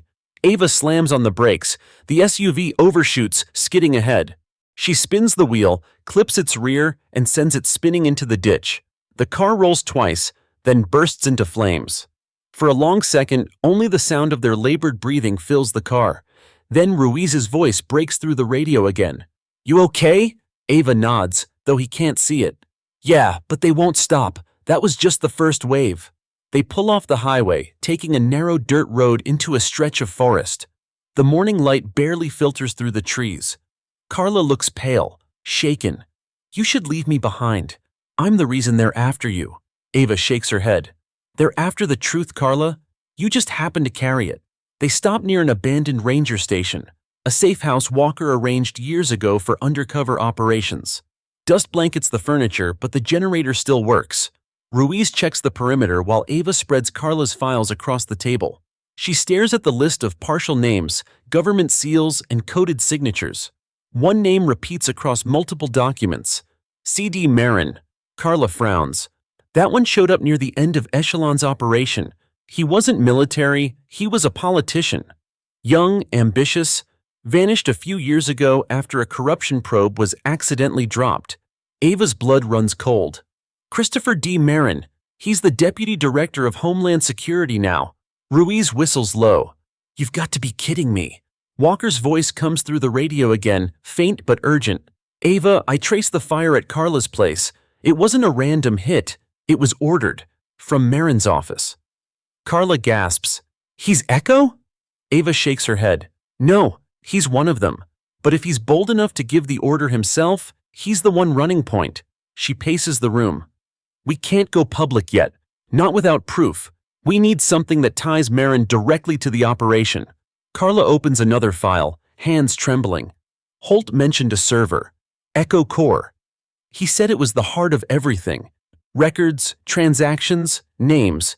He said it's buried under federal jurisdiction. Ava looks at her. You know where? Carla nods slowly. Langford Facility, Northern Virginia.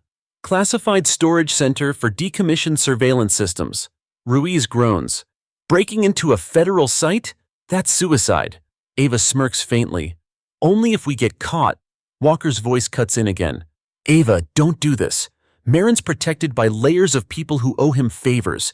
You can't just walk in. She replies firmly. Then we don't walk in. We sneak in. Carla grips her arm. If you go there, they'll kill you. Ava's eyes harden. If I don't, they'll kill everyone who tries after me. Ruiz exhales. You're really going to do this, aren't you? Ava meets his gaze. I didn't come this far to stop before the truth does. Outside, the wind picks up, carrying the faint rumble of distant thunder. Ava looks out through the cracked window, the horizon glowing with the storm's first light. She knows what's coming. This isn't just about corruption anymore. It's about the soul of the system itself, and what happens when one honest woman refuses to bow to it. She turns back to Ruiz and Carla, her voice calm but resolute. Get some rest. Tonight, we drive to Virginia. As they prepare their gear, Carla whispers softly, "You remind me of someone, Chief. Holt used to think he could outsmart Echo too." Ava zips her jacket, meeting her gaze. "That's the difference between us. He played for power. I play for truth." The rain starts to fall again, tapping gently against the window like a countdown. And somewhere in Washington, a man named Marin looks at his encrypted monitor, a single message blinking across the screen. "Target moving east. Activate containment." He leans back in his chair, smirking. Let's see how long the hero lasts. Midnight drapes itself across the Virginia hills like a black veil. The Langford facility sits deep in the woods, a fortress of steel and silence. From the outside, it looks abandoned. Cracked pavement, rusted fences, lights flickering and half-dead lampposts, but Ava knows better. Inside that building lives the truth she's been chasing for months. She and Ruiz crouch behind an overgrown ridge, their SUV hidden under camouflage netting. Carla sits inside, monitoring blueprints on a tablet, the dim glow casting her face in a ghostly light. "Security rotation resets every 10 minutes, Carla whispers through the earpiece. 2 guards at the south gate, 1 inside control. Motion sensors along the west corridor. You'll have a window of 3 minutes once you breach." Ava nods, eyes fixed on the structure. "And the server room?" "Lower level, sub-basement 3, Carla replies. "That's where Echo Core is housed. It's sealed. No external signal, no remote access. You'll have to plug in directly." Ruiz exhales softly. "In and out, just like that?" Ava smirks faintly. "You make it sound easy."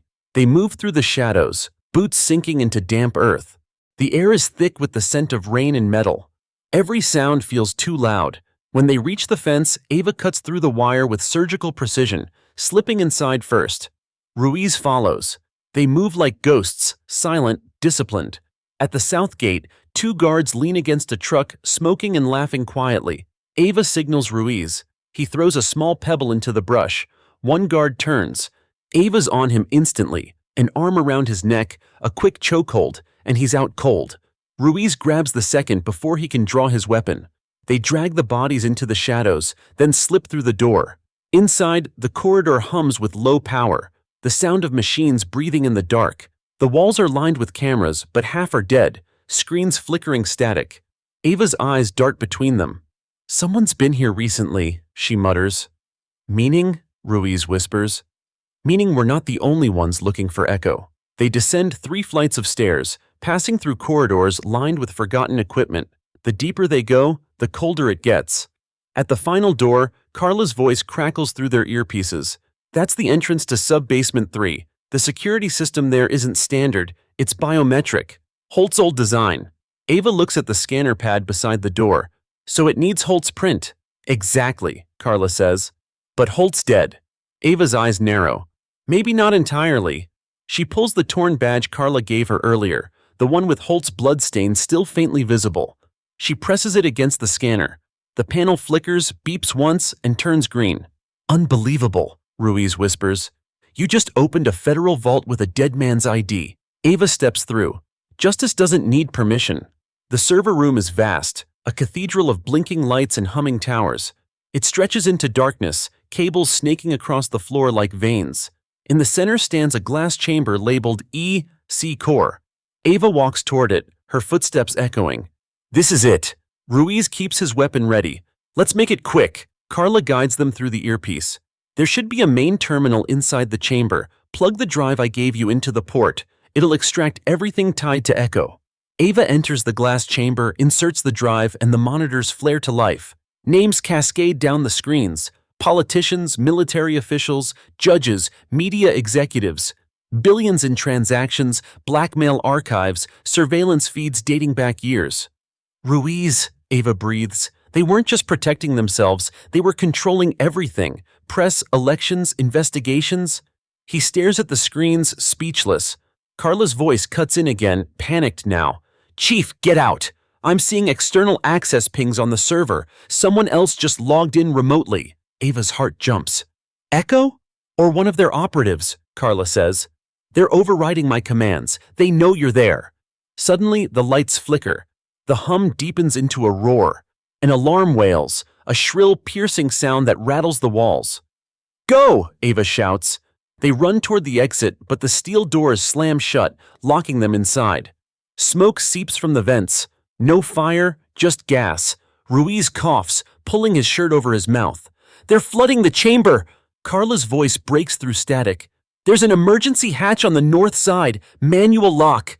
Ava grabs a crowbar from a nearby rack, slams it into the hatch wheel, and wrenches it open. Cold air floods in. They stumble out into another corridor. As they run, Ruiz gasps, "How did they know we were here?" Ava stops mid-stride, realization dawning.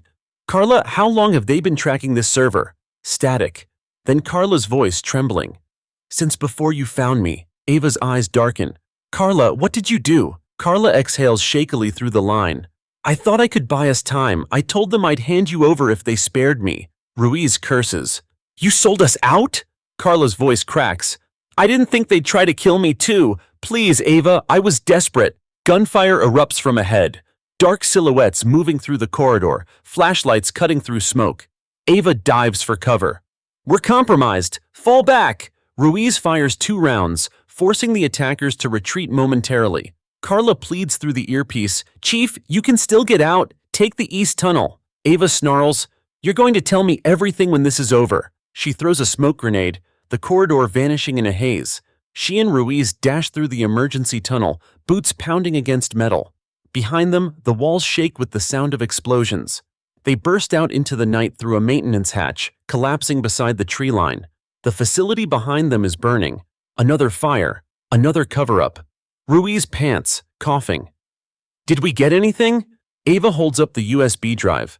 It's cracked, half melted, but the small green light still blinks. "Enough," she says, her voice raw but steady. "Enough to finish this." Carla's voice comes faintly through the static one last time. "Ava, I'm sorry." Ava stares at the fire consuming the facility. "So am I." She removes the earpiece and crushes it beneath her boot. As the first sirens approach from the distance, she looks toward the horizon, the smoke curling upward into the night. Every time she finds the truth, someone tries to burn it. But not this time. This time, the fire belongs to her. And she's not done burning. The sun crawls above the horizon like a weary survivor. The forest around them is silent, but the air reeks of smoke and gunpowder from the burning facility miles behind. Ava sits on a fallen tree, her jacket torn, her knuckles bleeding. The cracked USB drive lies in her hand, its faint green light still pulsing, weak but alive. Ruiz crouches beside her, checking his rifle. "They'll be on us within an hour. Federal teams, Echo operatives, hell, maybe both." Ava doesn't answer immediately. She's staring at the horizon where the last curls of smoke vanish into the morning light. "We got out," she says quietly. "But so did they." Ruiz frowns. "You think they wiped the servers before the blast?" "No." She looks down at the drive. "They tried, but this," she lifts it slightly, "is a live node. Echo Core was networked. If this is blinking, it means the main system's still online somewhere else." Ruiz shakes his head. "Then we just kicked the hornet's nest." Ava stands. "Good. Maybe now the hornets will show their faces." They hike through the woods until they reach a dirt road. A rusted pickup truck sits abandoned by the tree line. Ava hotwires it in seconds. Old habits die hard. As the engine sputters to life, Ruiz climbs in. "Where to?" "Somewhere they don't own," she replies. They drive for hours, weaving through back roads and small towns until the city disappears behind them. By noon, they stop at a roadside diner. Nothing fancy, the kind of place truckers pass through without remembering. Inside, the waitress doesn't look up as she pours coffee. Ava takes the booth farthest from the window. Ruiz sits across from her, scanning the parking lot. "You think Carla's still alive?" he asks finally. Ava stirs her coffee, the spoon clinking softly. If Echo wanted her dead, they'd have done it clean. She's alive for now, probably under their thumb again. Ruiz leans back. "You should have let me take her out when we had the chance." Ava looks up sharply. "We don't kill witnesses, Ruiz." "She wasn't a witness," he says. "She was bait." Before Ava can reply, her phone buzzes. Unknown number again. She answers cautiously. "Morgan." The voice on the other end is faint but unmistakable. Carla's. Ava, listen. They know you survived. Marin's furious. He's locking everything down. They're calling it containment protocol. Ava's tone is cold. You led them to us, Carla. I didn't mean to. Carla's voice cracks. They promised protection. You thought wrong. There's a pause. Ava, please, they're using me to trace you. Every call I make, every move I take, they're watching. But I found something before they caught me. Ava's grip tightens on the phone. What? Carla whispers. Marin's not just covering up Echo. He's rebuilding it. New funding, new members. They're calling it Directive 7. It's not just a shield anymore. It's a weapon. The line goes dead. Ava lowers the phone slowly. They're evolving. Ruiz frowns. So what's next? You want to chase a ghost we can't see? She looks out the window at the open highway. No, I want to make them come to me. They leave the diner, heading south toward a safe house Walker once used for witness protection. It's an old motel off Route 19, run by a retired cop who owes Walker a few favors. When they arrive, Walker's already waiting in the parking lot, leaning against a beat-up sedan. He looks exhausted, but alive. I saw the explosion on the news, he says. You were supposed to stay quiet. Ava throws him the melted USB. You think I'd survive this long just to hide? We've got data fragments from the Echo Core, financial paths, encrypted routes, enough to expose Marin if we decode it. Walker catches the drive, examining it. Half of it's corrupted. Then fix it. He looks at her, almost smiling. You don't ask for favors, do you? I don't have time for manners. They move inside the motel room, curtains drawn. Walker sets up his laptop, connecting external drives and decryption tools. The small room hums with the sound of whirring fans and quiet tension. After an hour, the first fragments appear on screen. Lines of code, names, coordinates. One file opens partially, revealing a document header. Operation Directive 7, Primary Contractors, Marin, CD. Status, active. Ruiz mutters, that confirms it. Walker scrolls further, but the next file triggers a warning. It's live encrypted. Whoever runs this server knows we're accessing it. Keep going, Ava says. Walker hesitates. Ava, I said keep going. He hits enter. The screen floods with static, then clears. A new message appears. Hello, Chief? Ruiz tenses. That's Marin. Another line types itself in real time. You should have stayed a hero. Now you're just collateral. The laptop camera light flickers on. Walker curses and slams it shut, ripping out the battery. Too late, Ava says quietly. They know exactly where we are. As if on cue, headlights flash outside the window, multiple vehicles pulling into the parking lot. Ruiz grabs his gun. How many? Walker peeks through the curtain. 4 SUVs, maybe 10 men. Ava looks at them both, calm as ever. Good. I was tired of running. Ruiz stares at her. You want to fight them here? Not fight, she says. Send a message. She grabs her pistol, checks the chamber, and moves toward the door. Get the laptop out the back. If I don't make it… Ruiz interrupts. You're not dying in a cheap motel, Chief. Ava smiles faintly. Then make sure they regret coming here. The first SUV door opens outside. Boots hit gravel. Voices shout orders. Ava steps into the dim light of the parking lot, the rain beginning to fall again. She raises her weapon, her voice steady as stone. Tell Marin, she calls out. The truth isn't running anymore. Then the gunfire begins. The first burst of gunfire tears through the quiet night like lightning splitting the sky. Bullets shatter windows, splinter wood, and send glass raining across the parking lot. Ava ducks behind a concrete pillar, returning fire with sharp, measured precision. Ruiz moves to her left, covering her flank, while Walker drags the encrypted laptop toward the back exit. 2 coming in from the west, Ruiz shouts. I see them! Ava fires twice. One drops instantly, the other dives behind an SUV. She reloads, her hands steady despite the chaos. The rain falls harder now, drumming against the asphalt, masking footsteps and muffling shouts. Walker yells from inside the motel room, They're jamming the signal! I can't send the files! Ava calls back, Then save them to an external drive and run. We'll buy you time. Chief, that's suicide! Ruiz shouts, firing another round toward the advancing shadows. Ava glances at him, her expression unflinching. Justice always costs something, Ruiz. You knew that when you signed up. He smirks grimly. Guess I should have read the fine print. An explosion rocks the side of the building. The attackers have thrown a flash grenade. The world erupts in white light and ringing silence. Ava's ears buzz, vision flickering. She feels the sting of glass on her cheek but forces herself up, gun raised. Two figures rush through the smoke. Ava fires point blank. Both drop. Through the haze, she spots one of them wearing tactical gear marked with a small symbol. E7, stylized like a serpent coiled around the number. Directive 7. She crouches, ripping the patch off the dead man's vest. "Ruiz," she says over the ringing in her ears. "They're not contractors. They're federal." He looks up, eyes wide. Then Marin's gone all in. Walker bursts out from the back hallway, clutching the laptop and a small hard drive. "I got what I could. We've got to move." Before they can retreat, a voice booms through a loudspeaker outside. "Chief Morgan, this is Deputy Director Marin. You're surrounded. Surrender peacefully and no one else gets hurt." Ava freezes. The rain distorts the sound, but she recognizes that arrogant, controlled tone. She steps forward, shouting through the downpour. "You call this peace, Marin? Sending hit squads after your own people?" His voice echoes back. "You're a threat to national security, Chief. You stole classified data and killed federal agents. The public already believes it. Walk out now, and maybe I'll let you live long enough to testify." Ruiz mutters, "He's spinning it already." Ava lowers her gun slightly. "Keep his attention," she whispers. Ruiz frowns. "What are you doing?" "Finishing what we started." She slips away along the motel's side wall, moving under cover of the storm. Walker and Ruiz exchange a look but don't stop her. Marin's men tighten their perimeter, scanning the shadows. Ava circles behind them, heart pounding.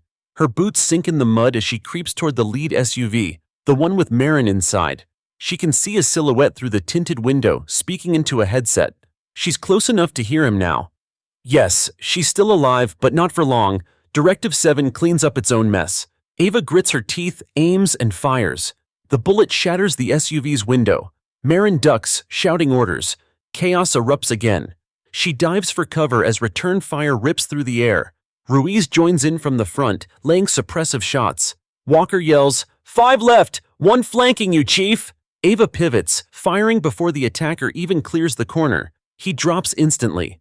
Another lunges at her, knife in hand. She sidesteps, grabs his wrist, and slams his head into the SUV door. He collapses. The rain pours harder, thunder rolling like distant artillery.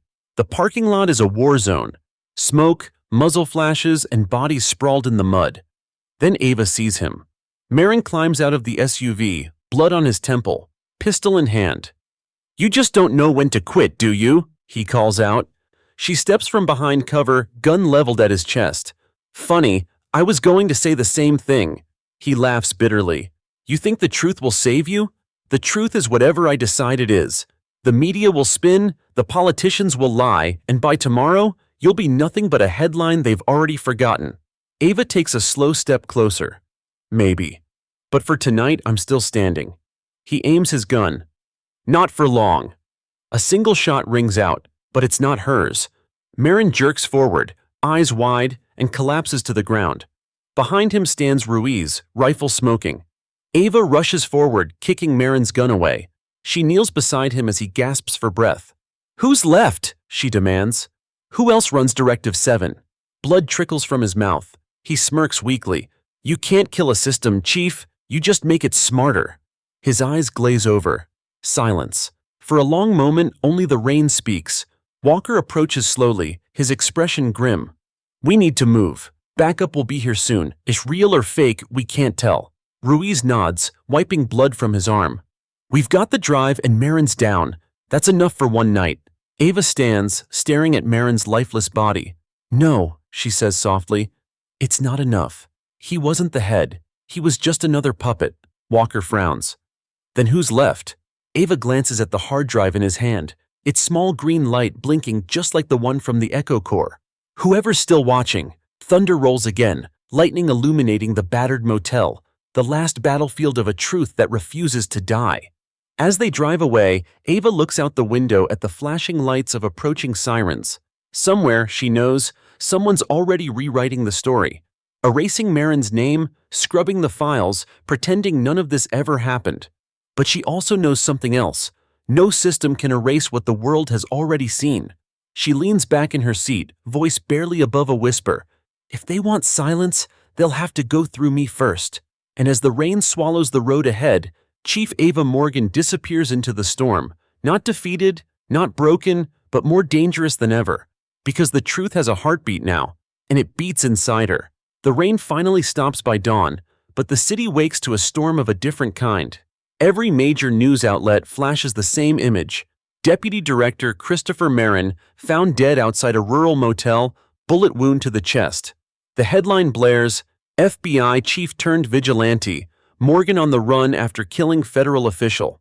Ava watches the coverage from the back seat of a moving car, her jaw clenched.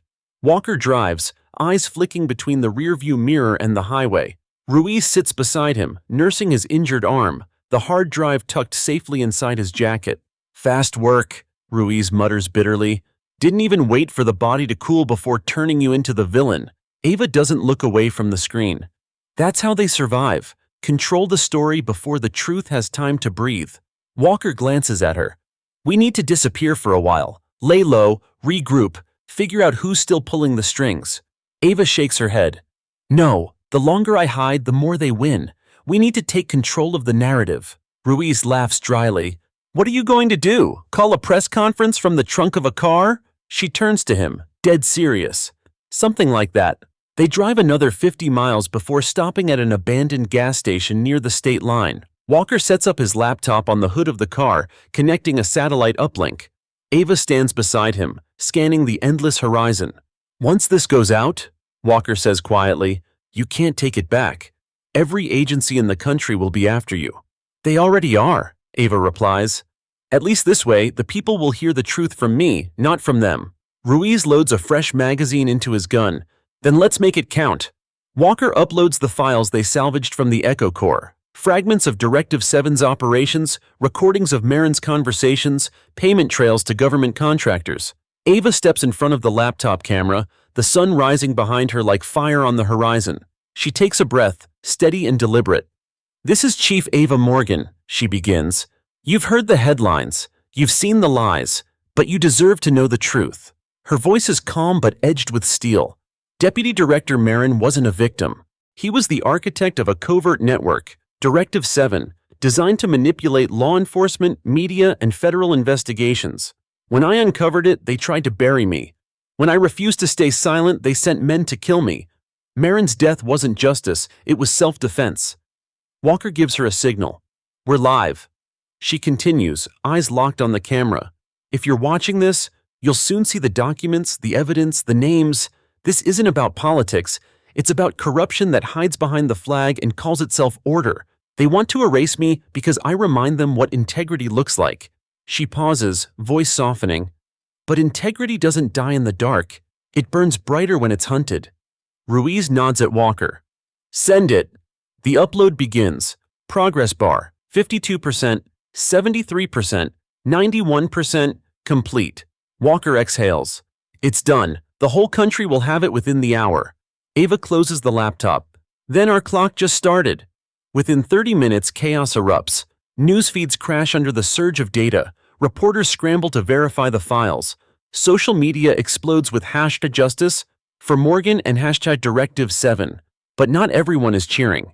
An emergency broadcast interrupts the news cycle. The Attorney General himself appears on screen, stone-faced. Ava Morgan is wanted for multiple counts of treason, murder, and unlawful dissemination of classified information. Any citizen aiding her will be prosecuted. Ruiz groans. They're coming down hard. Ava's voice remains steady. Let them. Every lie they tell just makes the truth louder. Moments later, Walker's comms alert starts beeping. He frowns. We've got an incoming call from an encrypted federal line. Ava takes the headset. Who is this? The voice that answers is calm, deep, and strangely familiar. Chief Morgan, you don't know me, but I know you. My name is Director Monroe. Ava stiffens. Department of Justice? Yes, Monroe replies. I've seen what you released, and I've seen what Marin built. You're not wrong, but you've started a wildfire that's spreading faster than you can control. I can help you put it out. Ava narrows her eyes. Help me or contain me. Monroe hesitates. Both, if necessary. But Marin wasn't the top. and you know it. Directive 7 wasn't created to end with him. If you want to finish this, you'll need what's left of the Justice Network still loyal to me. Ruiz mutters, and we're supposed to just trust her? Ava ignores him. If you're on my side, prove it. Monroe replies, meet me at the old Fieldstone airstrip in 2 hours. Come alone. The line cuts. Walker looks skeptical. Sounds like a trap. Ava tucks the headset away. Probably, but if she's real, she's our only chance to go higher. Ruiz shakes his head. You're walking straight into their hands. She turns to him, eyes fierce. That's exactly where I want to be. Because I'm done running around their web. It's time I walk straight through it. 2 hours later, as the sun dips low again, they reach the airstrip. The tarmac is cracked, weeds pushing through the concrete. An old hangar stands at the far end, its metal doors half open. Ruiz kills the engine. Still think this is a good idea? Ava steps out, hand on her sidearm. We'll find out. Inside the hangar, a single helicopter waits, rotors still. A woman in a dark suit stands beside it. Short hair, calm eyes, posture that radiates authority. Director Monroe? Ava says. Monroe nods. Chief Morgan? They circle each other like predators who haven't decided if they're allies. Monroe speaks first. Everything you said on that broadcast was true, but you exposed something bigger than Directive 7. Marin was one branch of a much older system. It has roots deep inside every federal agency. Ava crosses her arms. Then tell me how to kill it. Monroe's gaze hardens. You don't kill it, you replace it. Ava frowns. You want me to join you. I want you to survive, Monroe corrects, and to use that survival to rebuild what's been broken. I can clear your name, protect your people, but you'll need to play by my rules. Ava studies her for a long moment. And if I don't? Monroe's lips curve slightly. Then you'll spend the rest of your life hunted by men you can't see. Ava glances back toward the open sky where storm clouds are gathering again. Her voice is quiet but sharp. I've already lived that life, Director. And with that, she turns away. Monroe calls after her. Think carefully, Chief. Justice doesn't survive without power. Ava stops at the hangar door, her silhouette framed against the lightning. Then maybe it's time power learned to survive without corruption. She walks into the storm again, the world behind her on fire, and the truth ahead of her still burning brighter. The storm follows Ava all the way back to the city. The roads are slick, the skyline a blur of red and gray. Somewhere behind those clouds, the world is still arguing about her. Some calling her a savior, others branding her a traitor. But she doesn't care anymore. Justice doesn't wait for permission, and neither will she. She parks the car in an underground garage, a safe house arranged by Walker weeks earlier. The concrete walls hum with the echo of rain. Ruiz is already there, pacing near a pile of scattered newspapers and half-empty coffee cups. You turned her down, didn't you? He asks without looking up. Ava closes the door behind her. Monroe doesn't want to fix the system. She wants to inherit it. Ruiz sighs, rubbing his temples. Then what now? Every agency in the country's got your face pinned to a wall. Monroe's people could have wiped your record, given you cover. Ava shakes her head. Cover isn't freedom, it's another cage. Walker looks up from his laptop in the corner. Then we build our own. She raises an eyebrow. You mean? He nods. A network, independent, off-grid, real law enforcement, no politics, no red tape, the kind that protects the truth, not the powerful. Ruiz scoffs. You want to build a ghost agency while the whole government's hunting us? Walker grins. Pretty much. Ava studies them both for a long moment. The idea feels impossible, reckless, but so did everything she's done up to now. And somehow, she's still breathing. All right, she says finally. Then we start with what we have. The files, the names, the people who still believe in something. Walker slides the recovered hard drive across the table. This has enough dirt to shake every major department. If we use it right, we can force some of them to flip, make allies out of enemies. Ruiz sits, cracking his knuckles. So we're blackmailing the corrupt to fix corruption. That's poetic. Call it leverage, Ava replies. For once, we'll use their game against them. Over the next few days, they move like ghosts through the city. Encrypted messages, burner phones, safe house rotations. Ava reaches out to former officers, investigators, and journalists she once trusted. Most hang up the moment they hear her voice. A few listen. 2 agree to meet. One night, in a dimly lit cafe after hours, Ava sits across from Dana Cross, a journalist who once exposed a senator's embezzlement ring. Dana stirs her coffee nervously. You've got guts calling me. You're public enemy number 1 right now. Ava slides a small flash drive across the table. I've got evidence that will make that senator look like a pickpocket. Directive 7 is bigger than anything you've ever seen. Dana's eyes narrow. And what do you want from me? Not silence, just truth. Dana stares at her for a long moment, then takes the drive. If half of what's on this is real, they'll come for both of us. Ava's lips curve into a faint smile. Then we'll know we're getting close. Meanwhile, Ruiz and Walker work from the safe house, decoding more of the encrypted files. Each new piece paints a darker picture. Contracts signed by judges, private prisons funneling funds to government officials, hidden accounts stretching across continents. Directive 7 isn't just a network. It's an empire. But the deeper they dig, the clearer it becomes. Someone's watching them. At 3 a.m., Ruiz looks up from the monitors. Chief, we've got a problem. I'm tracing inbound packets. Somebody's pinging our location from inside the city. Ava stands immediately. How close? Too close. Before they can move, the lights flicker. A low hum fills the room. Walker curses, yanking the cords from his laptop. EMP pulse, they're frying our gear. Ava grabs her gun. They found us, move! They rush out through the service corridor just as the first explosion rips through the garage. Concrete dust fills the air, the shockwave throwing them forward. Ava hits the ground hard, ears ringing. Ruiz! She shouts. I'm good, he yells back, coughing. Walker? Walker limps toward them, blood trickling down his forehead, but still clutching a small case. I've got the backups. That's all that matters. Outside, the city is a blur of flashing lights. Sirens wail and helicopters circle overhead. Ava drags them into an alley, ducking behind dumpsters as searchlights sweep the streets. They're faster than we thought, she mutters. Ruiz reloads his weapon. That means someone fed them our location. Walker groans. Could have been one of the new contacts. Dana, maybe… Ava shakes her head. No, she's smarter than that. Ruiz eyes her. Then who? Ava's voice hardens. Carla. They stare at her. She's alive, Ava says quietly. The explosion at Langford was too clean. They wanted us to think she was gone. Marin's gone now. She's their replacement. Walker looks stunned.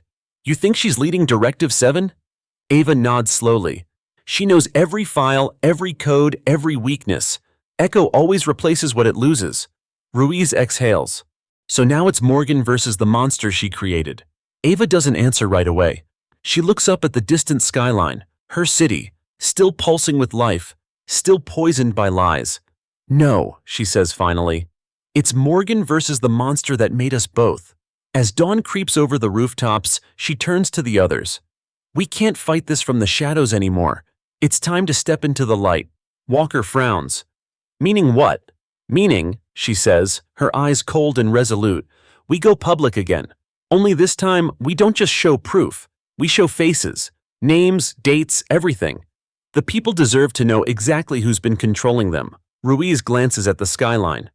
They'll call you a terrorist. Ava holsters her gun. They already do. The difference is, now they'll know why.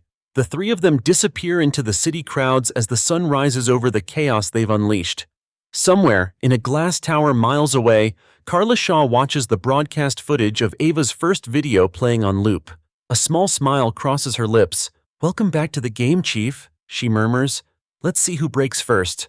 Morning breaks over the city, but the light feels thin, tainted, as if even the sunrise hesitates to touch a place drowning in corruption. Ava Morgan walks through a sea of headlines flashing across digital billboards. Her name is everywhere again. Disgraced police chief resurfaces. Morgan leaks classified names, calls for a revolution. Hero or traitor? America divided over the woman who defied the system. Every article spins the story differently, yet one thing is clear. The world can't stop watching her. Inside a small rented workspace, a safe house disguised as a co-working hub, Ava, Ruiz, and Walker work side by side. Laptops hum, screens glow with data feeds and message boards. Half of social media praises Ava for her courage. The other half demands her arrest.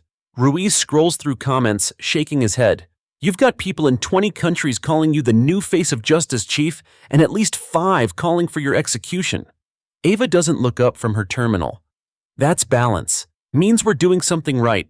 Walker leans back in his chair, eyes flicking across his monitor. Our video reached 12 million views in less than a day, but it's not enough. Directive Seven's disinformation network is countering us faster than we can expose them. They've got bots flooding every platform, fake articles, paid experts spinning their narrative. Ava rubs her temples. We don't fight lies with noise. We fight them with evidence and faces people trust. Ruiz smirks. You mean like yours? She shakes her head. No, they've already painted me as the villain. We need someone else. Someone who hasn't been burned yet. Before she can explain, Walker's alert beeps. A new broadcast is live, an exclusive interview airing on every major network. Ava's face freezes on the screen, but it's not her voice.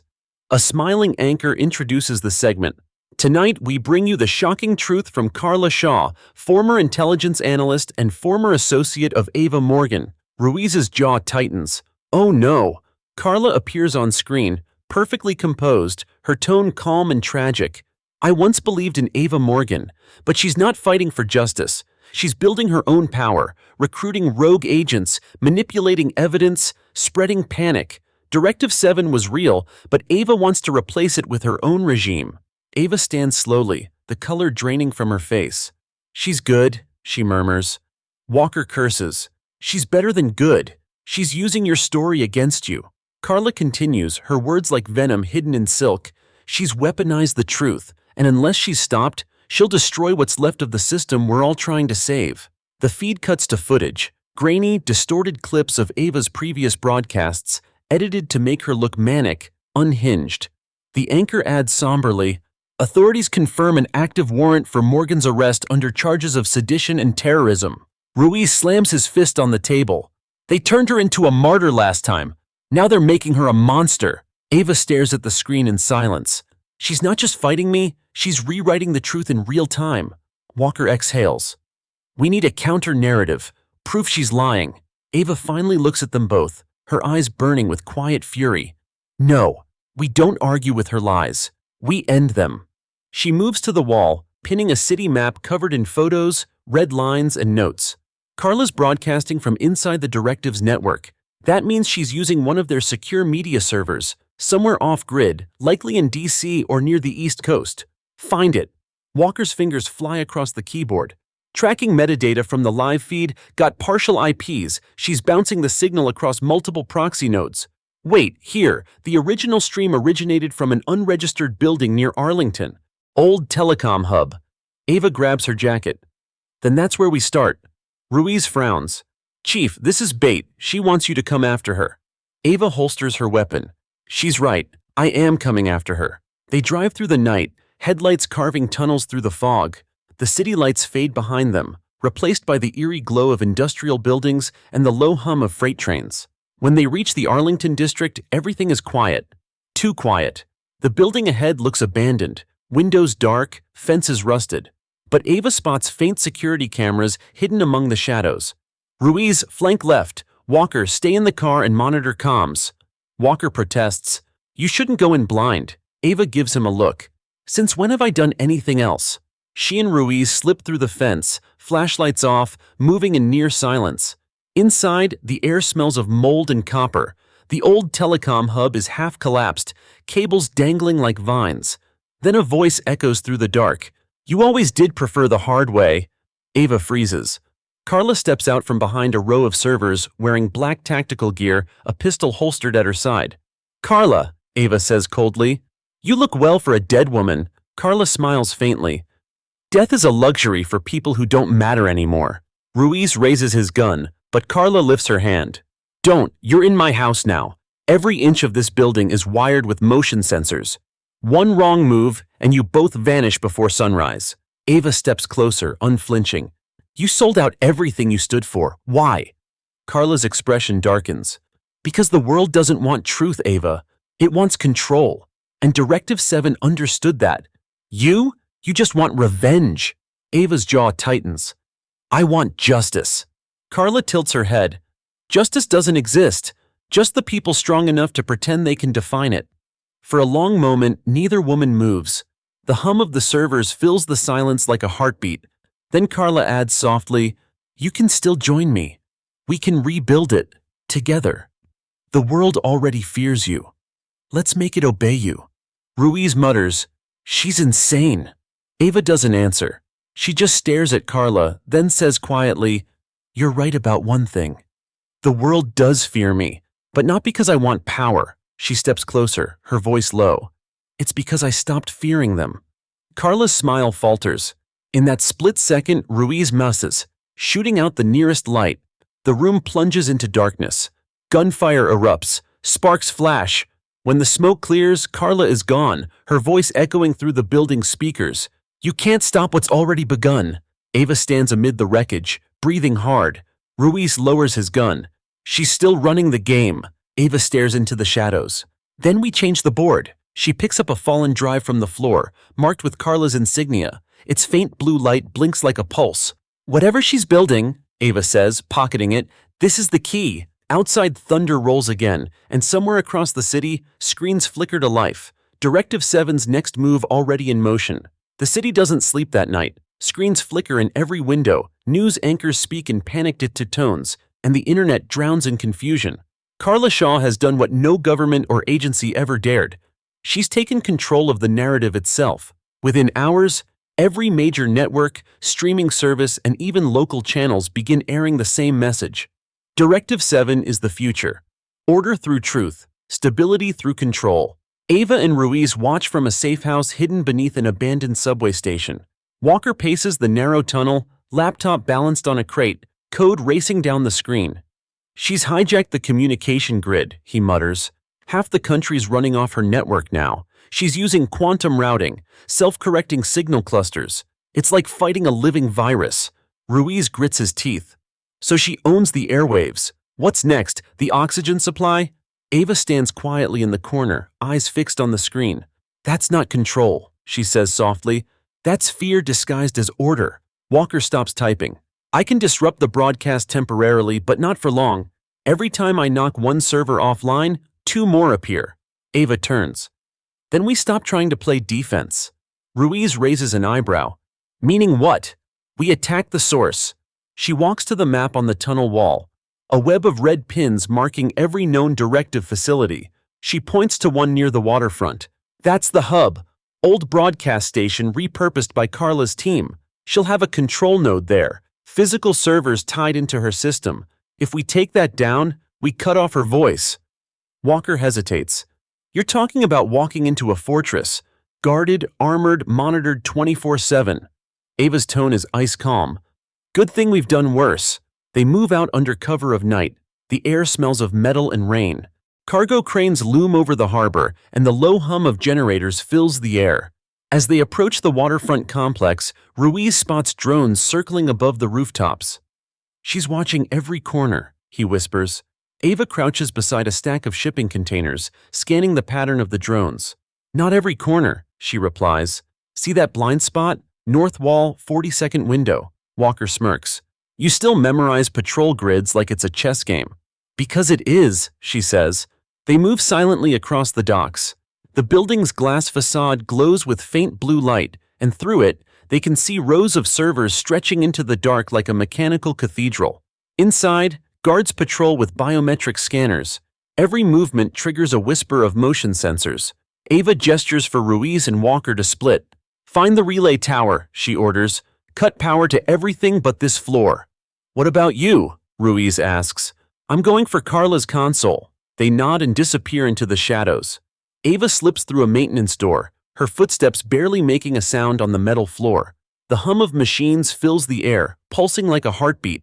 She finds the command terminal, a massive transparent interface projecting a map of the city.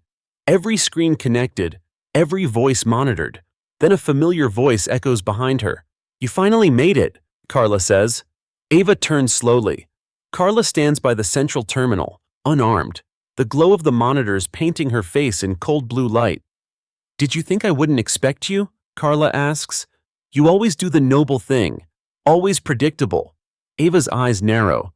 "You talk too much for someone hiding behind a machine." Carla steps closer, her tone eerily calm. "I'm not hiding, Ava. I'm ascending.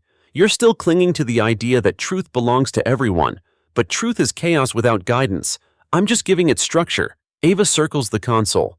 "You're enslaving the world under your version of truth. That's not structure. That's tyranny." Carla tilts her head. And yet they're listening to me, not you. You had the world's attention and you squandered it on hope. I use fear because it works. For a moment, the room hums with the tension between them. Two women who once fought for the same cause, now standing on opposite ends of it. Then Ava says quietly, "Fear doesn't last forever. It always eats its master." Carla smiles. "We'll see." Without another word, Ava lunges forward and slams the emergency override switch. The entire room erupts in alarms. The servers flash red, code spilling across the holographic screens. Carla shouts, "You'll destroy everything!" That's the idea. Outside, Ruiz and Walker cut the main power grid. Sparks rain down as the lights across the complex die one by one. The drones above collapse mid-flight, crashing into the sea. Carla runs to the console, typing furiously. "You think this will stop me? The network's already decentralized." Ava draws her sidearm, aiming directly at the central server's core. "Maybe, but this part of you won't be coming back." She fires. The bullet pierces the glass casing, hitting the coolant chamber. The system explodes in a shower of blue sparks. The shockwave knocks both women backward. Ava hits the floor hard, ears ringing. Alarms wail as flames lick up the sides of the room. Ruiz bursts through the door, coughing from smoke. "Chief, we've got to move!" Walker follows, clutching a scorched hard drive. "I pulled what I could before it fried. There's something in here, something Carla didn't want anyone to see." They drag Ava out as the building collapses behind them, sirens echoing in the distance. The sky glows orange from the fires consuming the waterfront. From a nearby rooftop, a drone camera zooms in on the destruction, broadcasting live across the nation. People everywhere watch as the fortress of control burns. For the first time, Carla Shaw's empire falters. In a dark room miles away, Carla watches the feed on a backup monitor, her face half lit, half shadow. She touches a small headset and whispers, "You think you won, Ava? That was only one voice. I have 1,000 more." But for the first time, there's doubt in her eyes. The fire at the waterfront rages until dawn. The air smells of smoke, melted steel, and something bitterly human, the scent of endings. Ava stands on the roof of a nearby warehouse, watching the flames consume the building that once held Carla's voice. The wind whips her hair across her face, but her eyes never leave the inferno. Walker and Ruiz stand a few steps behind her, both exhausted, soot-covered, and silent.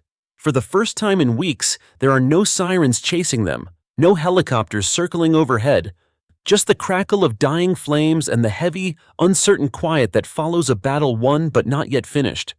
"She's not gone," Ruiz mutters finally. "You know that, right?" Ava nods slightly. "She's too proud to die in the fire, and too smart to die by my hand." Walker holds up the damaged hard drive, its casing cracked but light still blinking faintly inside. "Whatever's in here, it's the last piece of her system. If we can decrypt it, maybe we can see what she was planning next." Ava looks at the horizon, where smoke fades into the pale morning sky. "Then let's make sure this is the last time anyone like her gets that kind of power." They retreat to their new safe house, an abandoned university lab miles from the city. Walker sets up his equipment on an old chemistry table, plugging the salvage drive into his laptop. Lines of code scroll down the screen like a storm of secrets waiting to be read. After a few tense minutes, the drive unlocks. A single file appears. Project Resonance. Execution timeline. 03 hours. Walker's face goes pale. "It's a failsafe," he says. "Carla set an automated protocol before we hit the hub. The broadcast system will reinitialize in 3 hours. Ruiz curses under his breath. So even dead, she's still talking. Ava's eyes narrow. "Not for long?" She leans over Walker's shoulder, scanning the data. "Where's the relay?" Walker zooms in on the coordinates. "Underground, Federal Broadcast Bunker in D.C., the one built during the Cold War." She piggybacked on the emergency network. If that thing goes live, her message hits every screen, every radio, every device on the continent. Ava straightens. "Then we finish this where it started." They load their gear, and by nightfall, they're speeding down the empty interstate toward Washington. Rain begins to fall again. Soft at first, then harder, as if the sky itself remembers the weight of their story. When they reach the outskirts of the capital, military checkpoints line the roads. The city hums with quiet panic. No one knows who controls what anymore. Ava and her team slip through an old maintenance tunnel that once connected to the Federal Broadcast Center. The tunnel smells of rust and history. Fluorescent lights flicker overhead as they move deeper underground. Ruiz checks his weapon. Feels like déjà vu, he mutters. Different war, same ghosts. Ava smirks faintly. Except this time, the ghosts have cameras. When they reach the final door, Walker hacks into the access panel. The old machinery groans before unlocking with a heavy click. Inside, the broadcast bunker looks frozen in time. Walls lined with outdated consoles, screens covered in dust. But one thing glows bright in the center of the room. Carla's seal, flickering on the main monitor. Directive 7. Project Resonance. System ready. Walker's fingers fly across the keyboard. I can override it, but I'll need at least 5 minutes. You'll have to hold them off if she left guards. Ava nods. We'll handle it. As if on cue, the sound of boots echoes down the hall. Figures in black tactical armor appear. Carla's remaining loyalists. Here we go again, Ruiz mutters, raising his rifle. Gunfire erupts. The old bunker fills with thunder and light. Ava moves like she was born in battle. Precise, relentless, fearless. She covers Walker while Ruiz flanks from the side.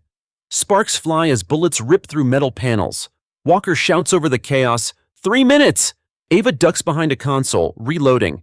Make it 2! One of the loyalists charges forward, but Ava meets him halfway. A single strike, clean and decisive. He collapses. Walker's hands tremble as he types the final command. Almost there! I'm rerouting the power grid. Suddenly, the main screen flickers.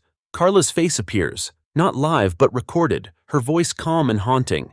If you're seeing this, she says, then you've destroyed my voice, but not my vision. The system will rise again, not because of me, but because people want it. They want to be told what's real. Ava steps forward, staring into the projection. Not anymore. She slams her hand down on the emergency override. The power surges. The lights dim, then explode in a cascade of sparks. The entire bunker shakes as the system collapses. Screens go black. The humming stops. The silence is absolute. Walker exhales, slumping back in his chair. It's done. She's gone. Ava stands in the dim light, breathing hard. For the first time in months, she feels the weight lift. Not victory exactly, but peace earned the hard way. Ruiz lowers his weapon, smirking faintly. So, Chief? What now? You planning to retire? She laughs softly, the sound unfamiliar but real. Retirement's for people who trust the world to stay quiet. They walk out of the bunker together, the faint glow of dawn seeping through the cracks above. Outside, the city is waking, confused, battered, but free from the voice that once controlled it. Days later, news networks begin to rebuild. The truth, the real truth, starts to trickle out. Marin's files, Directive 7 secrets, the recordings Walker uploaded before the shutdown. For once, the headlines don't lie. Ava Morgan exposes federal conspiracy. Directive 7 dismantled. Truth wins. At a cost. Ava sits on a park bench as people pass by, unaware she's the reason their screens are quiet again. Ruiz hands her a folded newspaper. They're calling you a ghost, he says. Some think you're dead. Ava smiles faintly. Good. Ghosts don't get subpoenaed. Walker joins them, holding a small device, the last encrypted chip from Carla's drive. You sure you don't want to know what's inside? Ava looks at it, then shakes her head. The past already told us enough lies. She stands, watching the morning light spill across the city. Let them build something better, without us. As she walks away, Ruiz calls after her. So what do we tell the world? Ava turns back, her expression calm and resolute. Tell them the truth survived, she says. That's all that matters.